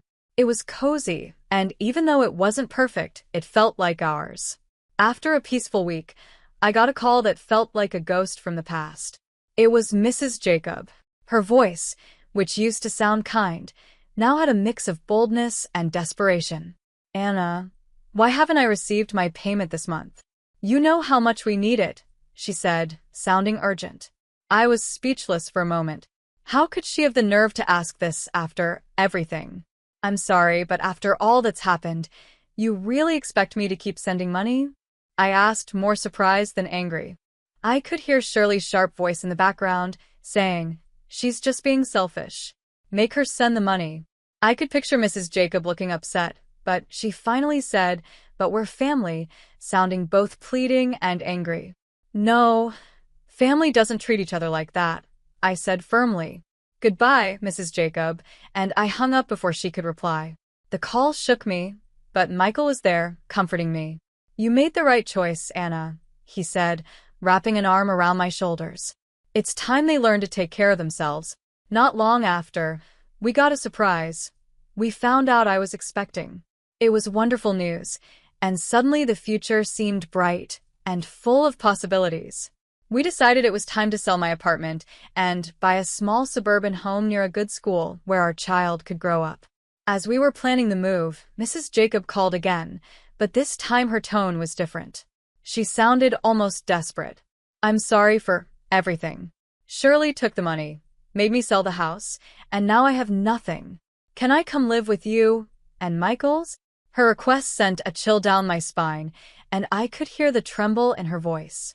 This was a test of my resolve. "When you sided with Shirley against us, Mrs. Jacob, you chose this path. You could have chosen differently," I said, holding firm. I spoke softly, trying to keep my voice steady even though I was hurting inside. "You have a kind heart, Mrs. Jacob, but we all make choices. I know you made mistakes, but I can't just forget what happened," I said. "Can't you forgive an old woman for her bad decisions?" she pleaded. I sighed, feeling sorry for her, but also remembering all the pain her choices had caused. "I have forgiven you, but that doesn't mean I can let you back into my life," I replied. You have to live with the consequences of your actions, just like I have. Then I hung up and blocked her number. We moved forward with our plans and bought a small, cozy house with a garden for our kids to play in. One lazy Friday morning, I was slowly reading the newspaper and sipping my coffee when a headline caught my eye: local woman arrested for massive fraud scheme. I saw a picture of Shirley, looking defeated and in handcuffs. I felt a mix of shock and, to be honest, a bit of relief. "Look at this, Michael," I said, holding up the newspaper. "It's Shirley. She's been arrested for fraud." Michael took the paper and read the story with a serious expression. "Wow, that's a lot to take in, but I can't say I'm surprised," he said. "She made her choices, and now she's facing the consequences," I said, feeling a sense of closure I didn't realize I needed. Later, we heard from friends that Mrs. Jacob was working 2 jobs and living in a small apartment to get by. The debt Shirley left behind was too much for her pension to cover along with her other expenses. "Have you heard about your mom?" Michael's friend MH asked when they came over for a barbecue one evening. "Yeah, I've heard," Michael replied, flipping burgers on the grill. There was a touch of sadness in his voice, but also determination. "She made her choices, and this is the reality now." MH nodded. "I just thought you should know." After that, the conversation shifted to lighter topics about work and sports, and the evening carried on. We had moved on, and so had life. When Megan was born, the joy we felt was overwhelming. Everything changed when I became a mom.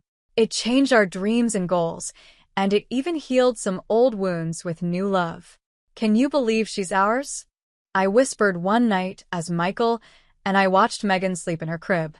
I whispered softly, and Michael gently replied, "I know," as he put his arm around my shoulders.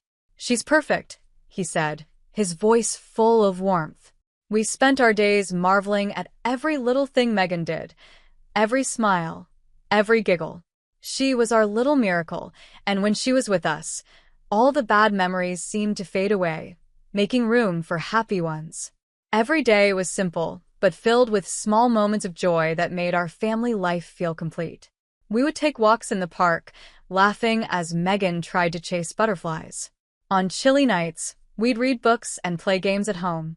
Our love for our daughter brought Michael and me closer, making our bond stronger every day. One bright afternoon, I was sitting in the garden with Megan while Michael was at work. I watched her play with her toys, surrounded by the sweet smell of roses in full bloom. It was a perfect moment, a snapshot of the life we had built together. "Look, Mommy," Megan said, holding out a flower she had picked. "That's beautiful, sweetheart," I said, smiling at her. I thought about the journey that had brought us here. Even though we had faced hard times, they led us to this peaceful, happy place. I felt so grateful for Michael's love and support, and the strength we found in each other. That evening, as we sat down for dinner, Michael reached across the table and took my hand. "We've come a long way, haven't we?" he said, his eyes full of love. "We have," I replied, holding his hand tightly. "And I wouldn't change a thing." We looked forward to the future with hope and confidence, knowing that we could face any challenges together. Our hearts were full of joy, our family was strong, and our love was unbreakable. We made sure to cherish every day, savoring each moment and building a life filled with love, happiness, and endless possibilities. I slammed the front door behind me, my hands trembling as I struggled with my keys. The house was quiet, but the silence felt heavy, filled with things we weren't saying. Scott's car wasn't in the driveway, and I knew exactly where he'd be.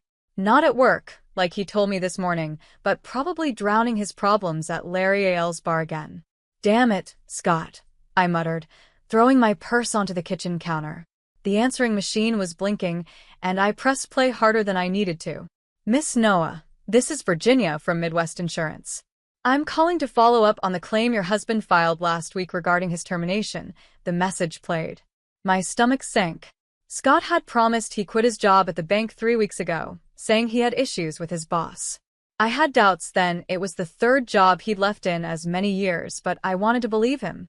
The machine beeped again. "Janet, honey, it's your mother-in-law.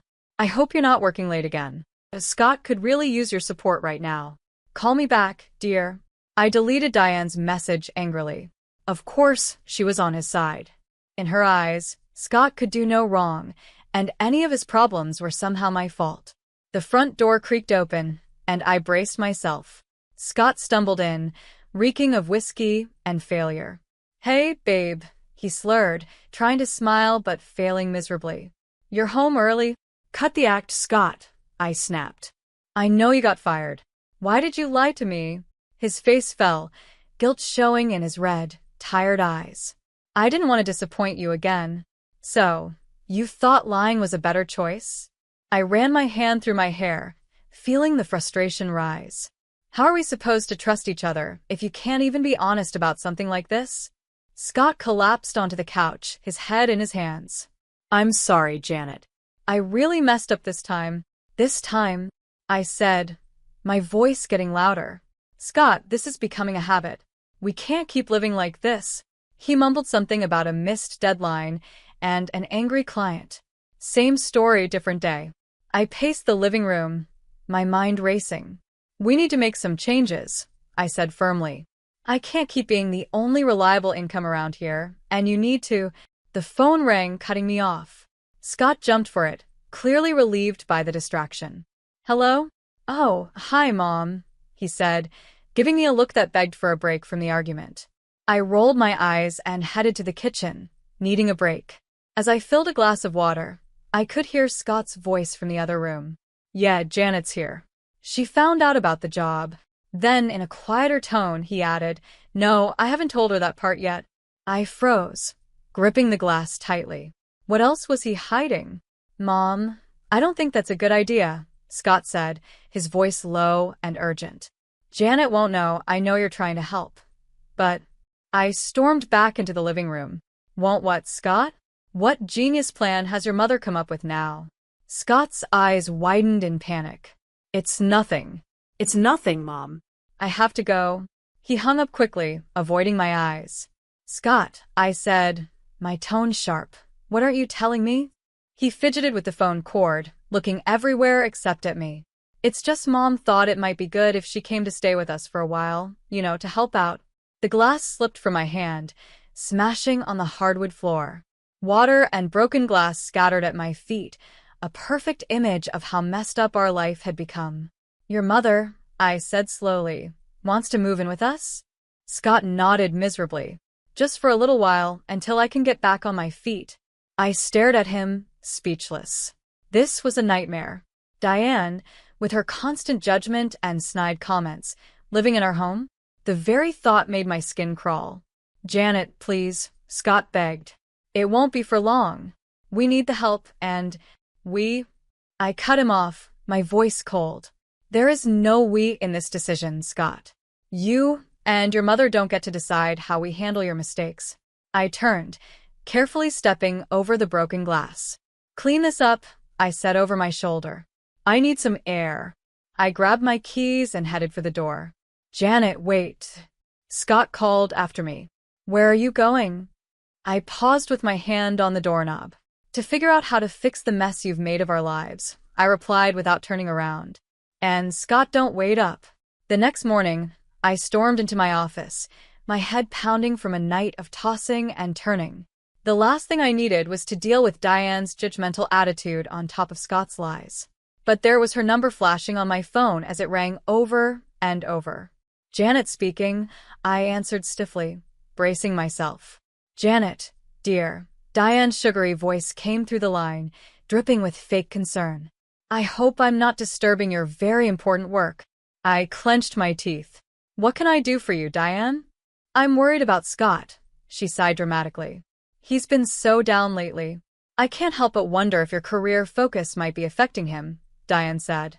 My grip on the phone tightened. Excuse me? Well, you know how men are, Diane continued, completely unaware of the anger building inside me. They need support, attention. Scott's always been sensitive. Maybe if you were home more. Diane, I cut her off, my voice low and controlled. Scott is a grown man. His job troubles are his own responsibility. But as his wife, I interrupted. I've been supporting us financially for years while Scott jumps from job to job. Don't you dare suggest this is my fault. Diane gasped, clearly offended. I'm only trying to help, Janet. Someone needs to be there for Scott, and if you're too busy climbing the corporate ladder... Stop right there, I snapped. My career isn't the problem. Scott's inability to keep a job is. And frankly, Diane, your constant babying isn't helping him. Well, I never, she huffed. If that's how you feel, maybe I should come stay with you two for a while. Scott clearly needs some support at home. A chill ran through me. That won't be necessary, I said firmly. Scott and I can manage our own problems. We'll see about that, Diane replied in a threatening tone before hanging up. I slammed the phone down, fuming. The nerve of that woman. After everything I'd done to keep us afloat, she had the audacity to blame me for Scott's failures. My phone buzzed with a text from Scott. Mom's worried about us. Maybe we should let her visit. I ignored it, throwing myself into my work, avoiding the mess waiting for me at home. The hours flew by as I drowned in spreadsheets and phone calls, anything to keep my mind off it. It was nearly 9 p.m. by the time I left the office. When I pulled into the driveway, I froze. Diane's car was parked in my usual spot. Inside, I found them in the kitchen, Scott nervously stirring a pot while Diane fussed over the table. What's going on? I asked, dropping my briefcase with a loud thud. Diane turned, beaming. Janet, darling. We were wondering when you'd grace us with your presence. I hope you don't mind I took the liberty of preparing dinner. You certainly took liberties, I muttered, glaring at Scott. He refused to look at me, suddenly fascinated with his cooking. Scott mentioned you two were having some difficulties, Diane said, her tone dripping with fake concern. I thought a nice family dinner might help ease the tension. I let out a bitter laugh. A family dinner? Is that what this is? Scott finally looked up. Please, Janet. Mom's just trying to help. Helps? I snapped. By ambushing me in my own home? By blaming me for your problems? Diane gasped. I would never. Save it. I cut her off. I heard enough this morning. You made it pretty clear how you feel about me and my career. Scott stepped in between us. Janet, that's not fair. Mom's here because she cares. Oh, she cares all right, I muttered under my breath. I shot back. She cares more about controlling our lives, about making me the bad guy in her little story. Now, Diane said, her voice syrupy sweet. I know you're under a lot of stress, but there's no need for dramatics. Why don't we all sit down and... No, I said firmly. I'm not doing this, not tonight. I turned to Scott. You invited her without even asking me, didn't you? His guilty look said it all.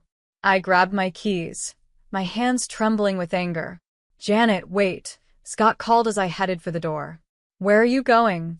I paused, my hand on the doorknob. Somewhere I'm actually wanted, I replied coldly. Enjoy your family dinner. I slammed the door behind me, and as I walked away, I heard Diane's voice drift out. Well, I never.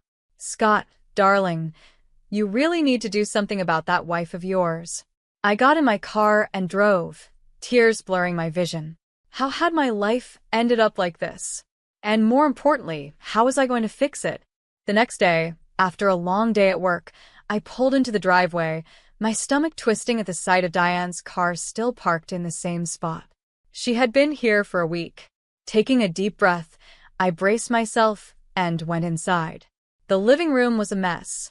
Diane's belongings were scattered everywhere, suitcases overflowing with clothes, boxes stacked high, and framed pictures of her and Scott covering every surface. What the hell is going on? I demanded, my voice echoing through the house. Scott walked out of the kitchen, looking embarrassed. Janet, honey, I can explain. Scott invited me to stay for a while. Diane cut in, sweeping into the room with a smug smile. Isn't it wonderful? Now I can help around the house and give you more time to focus on your career. I felt the blood drain from my face. Stay? For how long? Scott shuffled his feet, avoiding my eyes.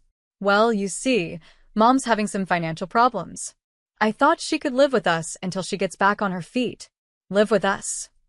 I repeated, my voice rising. Scott, we can barely support ourselves. How are we supposed to support your mother too? Diane clicked her tongue. Now, Janet, there's no need to be so dramatic. I'm sure if we tighten our belts, we can make it work. After all, family comes first. I spun around to face her. This isn't your decision, Diane. This is our home, mine and Scott's.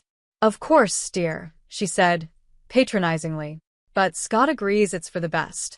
Don't you, sweethearts? Scott nodded weakly, and something inside me snapped. How dare you? I hissed, stepping closer to him. How dare you make this decision without talking to me? This is my house too, Scott. My life. Please, Janet, Scott begged. Mom needs our help. We can't just turn our backs on her. Like you turned your back on your responsibilities? I shot back. I fired back. Or how about how you've turned your back on our marriage by lying to me? Diane gasped. Janet, that's no way to talk to your husband. I whirled around to face her. And you? You come waltzing in here, criticizing my choices, blaming me for Scott's failures, and now you expect me to support you. I'm only trying to help, Diane sniffed. Someone needs to hold this family together. We were doing just fine before you showed up. I snapped. Scott stepped between us. Janet, that's enough. Mom's staying, and that's final. I stared at him, disbelief and betrayal flooding through me. Final? You don't get to make that decision on your own, Scott. Well, someone has to make decisions around here, he shot back. You're never home anyway. His words hit me like a punch to the gut. I stepped back, grabbing my purse. I'm never home because I'm working my butt off to keep us going while you hop from one job to the next. Janet, wait, Scott started, but I was already heading to the door. No, Scott. I'm done waiting. I'm done being the bad guy in all of this. I paused at the door, turning back to both of them. You want to play happy family with mommy, dearest? Fine. But don't expect me to stick around and watch. Where are you going? Scott called after me. To a hotel, I replied coldly, since I'm apparently no longer welcome in my own home. As I got into my car, I heard Diane's voice drift out the open door. Let her go, Scott. She'll come to her senses eventually. Now, why don't you help me unpack? I sped out of the driveway, tears blurring my vision. How had it come to this? My husband choosing his mother over me, my home invaded, my life flipped upside down. As I drove aimlessly through the dark streets, a cold determination settled inside me. If Scott and Diane wanted to play dirty, fine. Two could play at that game. It was time to start planning my next move and my revenge. I had been staying at the Comfort Inn for a week, trying to clear my mind and figure out my plan. The constant buzzing of my phone, with Scott's desperate texts and Diane's passive-aggressive voicemails, only strengthened my resolve. I needed to face this head-on. As I pulled into the driveway, I noticed Scott's car was gone. Perfect. I could grab some clothes without a confrontation. But as I stepped inside the house, I heard Diane's sharp voice coming from the kitchen. I don't care what it takes, Alex. You can't do this to me now. I froze, my hand still on the doorknob. Diane was clearly in the middle of a heated phone call, unaware of my presence. Don't you dare bring up my mistake, she hissed. You're the one who's been embezzling from the company for years. My eyes widened. What was going on? Fine, file for divorce, Diane spat. But don't think, I won't take you for everything you're worth, Alex. I know all your secrets, Diane said before abruptly ending the call. I heard her muffled sobs. For a brief moment, I felt a twinge of sympathy, but it vanished as soon as I heard her voice again, this time leaving a voicemail. Scott, honey, it's Mom. Listen, I need you to talk to Janet about accessing some of your joint savings. It's just a small loan to get me through.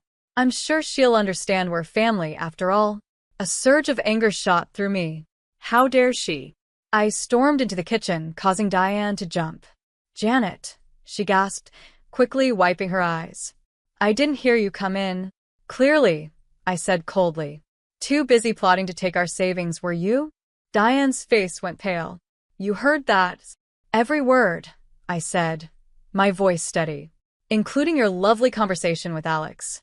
Cheating on him and stealing money. Diane? My what would the neighbors say? You don't understand, Diane pleaded, her earlier confidence crumbling. Alex is trying to ruin me. I need help. I let out a bitter laugh. And your solution is to ruin us instead? To take our money while you've been living comfortably off stolen cash for years. It wasn't like that, Diane protested. Alex handled all the finances. I didn't know. Save it, I snapped. I'm not interested in your excuses. What I do want is for you to pack your things and get out of my house. Diane's eyes narrowed. You can't throw me out. Scott invited me to stay. Watch me, I growled, stepping closer. You've manipulated and lied to us since you got here. You blamed me for Scott's problems, took over our home, and now you're trying to steal from us. I'm done. I am Scott's mother. Diane shrieked. He'll never choose you over me. Just then, the front door slammed, and Scott's voice rang out. Mom? Janet? What's going on? Diane's expression instantly changed, tears welling up at her eyes as Scott entered the kitchen. Oh, Scott, she wailed. Janet's being so cruel. She wants to throw me out on the street. Scott looked back and forth between us, confusion written all over his face. Janet, what's going on? Don't you dare fall for her act, I warned him. Your mother's been lying to both of us. She's getting divorced because she cheated on Alex, and she's been embezzling money for years. Now she wants to dip into our savings to cover her tracks. Scott's jaw dropped. Mom, is this true? Diane's sobs grew louder. Scott, please, you don't understand. I had no choice. I turned to Scott, my voice firm. It's time to decide, Scott. Either she goes or I do. For good this time. The tension in the room was thick as Scott looked between his tearful mother and me, standing firm. I could see the conflict in his eyes, years of being manipulated by his mother now colliding with the harsh truth in front of him. Scott, I said, urging him to decide. I spoke softly but firmly. This is it, Scott. This is the moment that decides our future. Choose wisely. As Scott opened his mouth to speak, I held my breath, knowing that whatever he said next would change all our lives. His eyes flickered between Diane and me, his face full of confusion and pain. I need some time to think, he stammered, backing out of the kitchen. Scott, please. Diane cried, reaching for him, but he was already gone, the front door slamming behind him. I stood there, trembling with anger and hurt. I hope you're happy, Diane, I said, my voice sharp. You've torn this family apart. Diane's tear-streaked face hardened. You did that all by yourself, Janet. If you'd been a proper wife. Don't you dare. I cut her off, my voice cold. I'm going upstairs to pack. When I come back down, I expect you to be gone. I stormed upstairs, my mind racing as I threw clothes into a suitcase. Then I heard her voice again. Diane was on the phone. I quietly crept to the top of the stairs to listen. Alex, please, she was saying, her voice desperate. I need more time. No, don't call the lawyers yet. I have a plan. My blood ran cold. What was she up to now? Scott and Janet have savings, Diane continued. If I can just get access to them, no, they don't suspect anything. Janet's too busy with her career to notice. I gripped the banister, my knuckles turning white. She was planning to steal from us. Just give me a week, Diane pleaded. I'll get the money, and we can make this all go away. I'd heard enough. I marched downstairs, my face stormy. Diane jumped when she saw me, quickly ending her call. Janet, Save it, I snapped. I heard everything. You're not just asking to borrow money, you're planning to steal it. Diane's face crumpled. You don't understand. Alex will ruin me if I don't pay him off. I had no choice. There's always a choice, I said coldly. And you chose to lie, cheat, and steal. But it ends now. I pulled out my phone and dialed Scott. It went to voicemail. Scott, it's Janet. Your mother is planning to steal our savings to pay off Alex. Come home now, we need to talk. Diane lunged at me, trying to grab the phone. You can't do this, she shrieked. I dodged her, my voice rising. Watch me. It's over, Diane. Your lies, your manipulation. All of it. Just then, the front door opened. Scott walked in, his face pale. I heard everything, he said quietly. The voicemail came through while I was sitting in the car. Diane collapsed onto the couch, sobbing. Scott, sweetheart, please, you don't understand. I understand perfectly, Scott interrupted, his voice firm. You've been lying to us, using us, and now you are going to steal from us. I felt a glimmer of hope. Was Scott finally seeing the truth? But then he turned to me, his eyes cold. And you, Janet? You've been so wrapped up in your job that you didn't even notice what was happening in our own home. My jaw dropped. Are you serious right now? I've been the one supporting us while you can't keep a job. I've been dealing with your mother's constant criticism and manipulation. Scott shook his head. Maybe if you'd been around more, none of this would have happened. I stared at him, disbelief and fury churning inside me. In that moment, I saw my future, one where I would always be blamed, where I would never be enough, where I would sacrifice everything for a man who would always choose his mother over me. You know what? I said, my voice cold and calm. You're right, Scott. I haven't been around enough. So let me fix that right now. I grabbed my suitcase and headed for the door.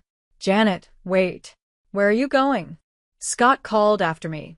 I paused at the door, looking back at the two people who had betrayed me so deeply. I'm leaving, I said firmly. For good this time. You two deserve each other. As I walked out, I heard Diane's smug whisper to Scott, it's for the best, darling. Now, about that savings account. I got into my car, my hands shaking as I gripped the steering wheel. This wasn't just about leaving anymore, it was about protecting myself and everything I had worked for. It was time to call a lawyer and start divorce proceedings.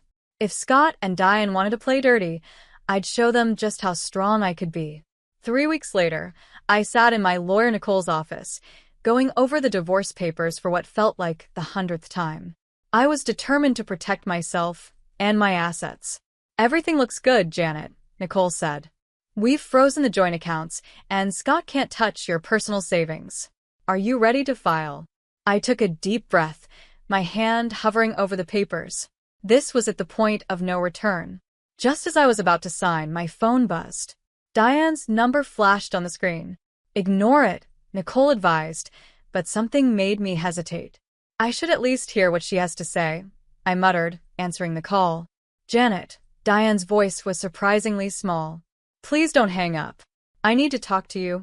I have nothing to say to you, Diane, I replied coldly. Please, she begged. I've made a terrible mistake. I need your help. Against my better judgment, I found myself listening as Diane spilled a story of deceit and desperation. Her voice cracked as she admitted to her affair, to the lies she had told Scott about me, and to her plan to use our money to cover up her husband's embezzlement. I never meant for it to go this far, Diane sobbed. I thought if I could just buy some time, fix things with Alex, but it's all fallen apart. He's filing for divorce, threatening to expose everything. I have nowhere else to turn. I felt a mix of emotions, anger, pity, and a strange sense of vindication. Why are you telling me this now, Diane? Because I realize now how wrong I was, she whispered. About everything about you. I need your help, Janet. Not just for me, but for Scott too. My heart clenched at the mention of Scott's name. What about Scott? Her voice trembled. He's a mess, Janet. He finally sees the truth, but he doesn't know how to fix things. He misses you terribly. I closed my eyes, fighting back tears. It's too late for that, Diane. I'm at my lawyer's office right now, about to file for divorce. No, Diane cried. Please, Janet, give us a chance to make this right. I'll tell Scott everything, I swear. Just come home. Let's talk face to face. I looked at the divorce papers in front of me, then at Nicole, my lawyer, who was watching me with concern. I need to think about this, I said finally. Of course, Diane replied, a hint of hope in her voice. Take all the time you need. We'll be here. I ended the call, my mind spinning. Nicole leaned forward, her brow furrowed. Janet, whatever she said, remember why you're here. Don't let her manipulate you again. I nodded absently, but my resolve was weakening. What if Diane was telling the truth? What if this was my chance to finally get the whole story, to confront both her and Scott with all the facts? I need to go, I said suddenly, standing up. I'm sorry, Nicole. I need to see this through. Nicole sighed but nodded. Be careful, Janet. And call me if you need anything. As I drove back to the house, was it still home? My emotions swirled. Part of me screamed that this was a trap, that Diane and Scott would never change. But another part, a small part one thought I had silenced, whispered of hope and second chances. I pulled into the driveway, my heart pounding. The house looked the same, but everything felt different. As I approached the front door, I saw Scott through the window, pacing anxiously. Our eyes met, and I saw a flicker of relief on his face. My hand trembled as I reached for the doorknob. This was at the moment of truth. Whatever happened next would change everything. I took a deep breath and opened the door, stepping into the unknown. I stepped into the house, and the air felt heavy with tension. Scott stood in the living room, his face a mix of relief and worry. Diane sat on the couch, nervously twisting her hands in her lap. "Janet," Scott said, stepping toward me. "I'm so glad you came." I raised my hand to stop him. "I'm here to listen, nothing more." "Diane, you said you had something to tell us both. So talk." Diane nodded, her eyes filling with tears. "I've been lying to both of you about everything." For the next 30 minutes, Diane laid out her secrets, her affair with a family friend, Alex's embezzlement from his company, their upcoming divorce, and her desperate plan to use our money to cover everything up. With each revelation, Scott's face grew paler, his hands clenching into fists. "How could you, Mom?" he whispered, his voice trembling. "How could you lie to us like this?"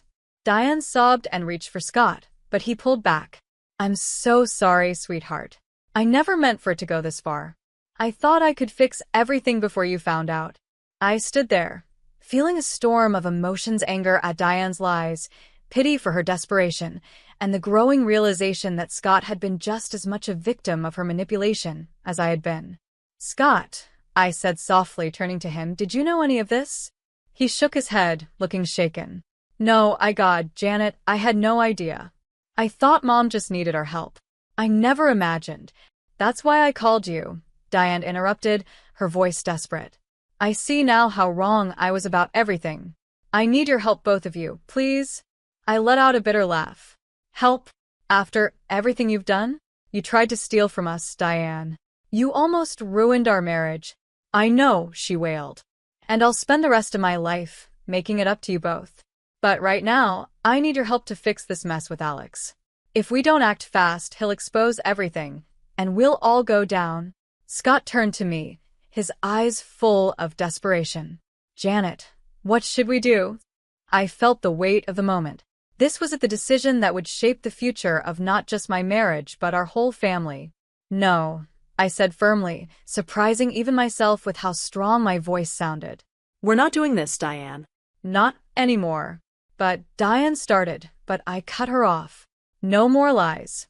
No more schemes. You made this mess and you're going to face the consequences, just like the rest of us." I turned to Scott, my heart pounding, waiting for his response.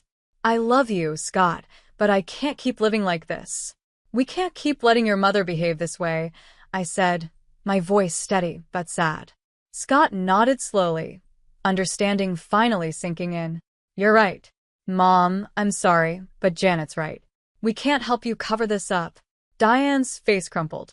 "But what am I supposed to do? Where will I go?" "That's not our problem anymore," I said, feeling a huge weight lift off my shoulders. I turned to Scott. "We need to talk alone." We left Diane sobbing on the couch and moved to the kitchen. The air between us was thick with unspoken feelings and hurt. "Janet," Scott started, his voice full of emotion, "I've been such a fool. Can you ever forgive me?" I looked at him, really looked at him, for the first time in months. I saw the man I had once fallen in love with, but I also saw the son who had let his mother come between us. "I don't know, Scott," I said honestly. "I love you, but I don't know if love is enough anymore.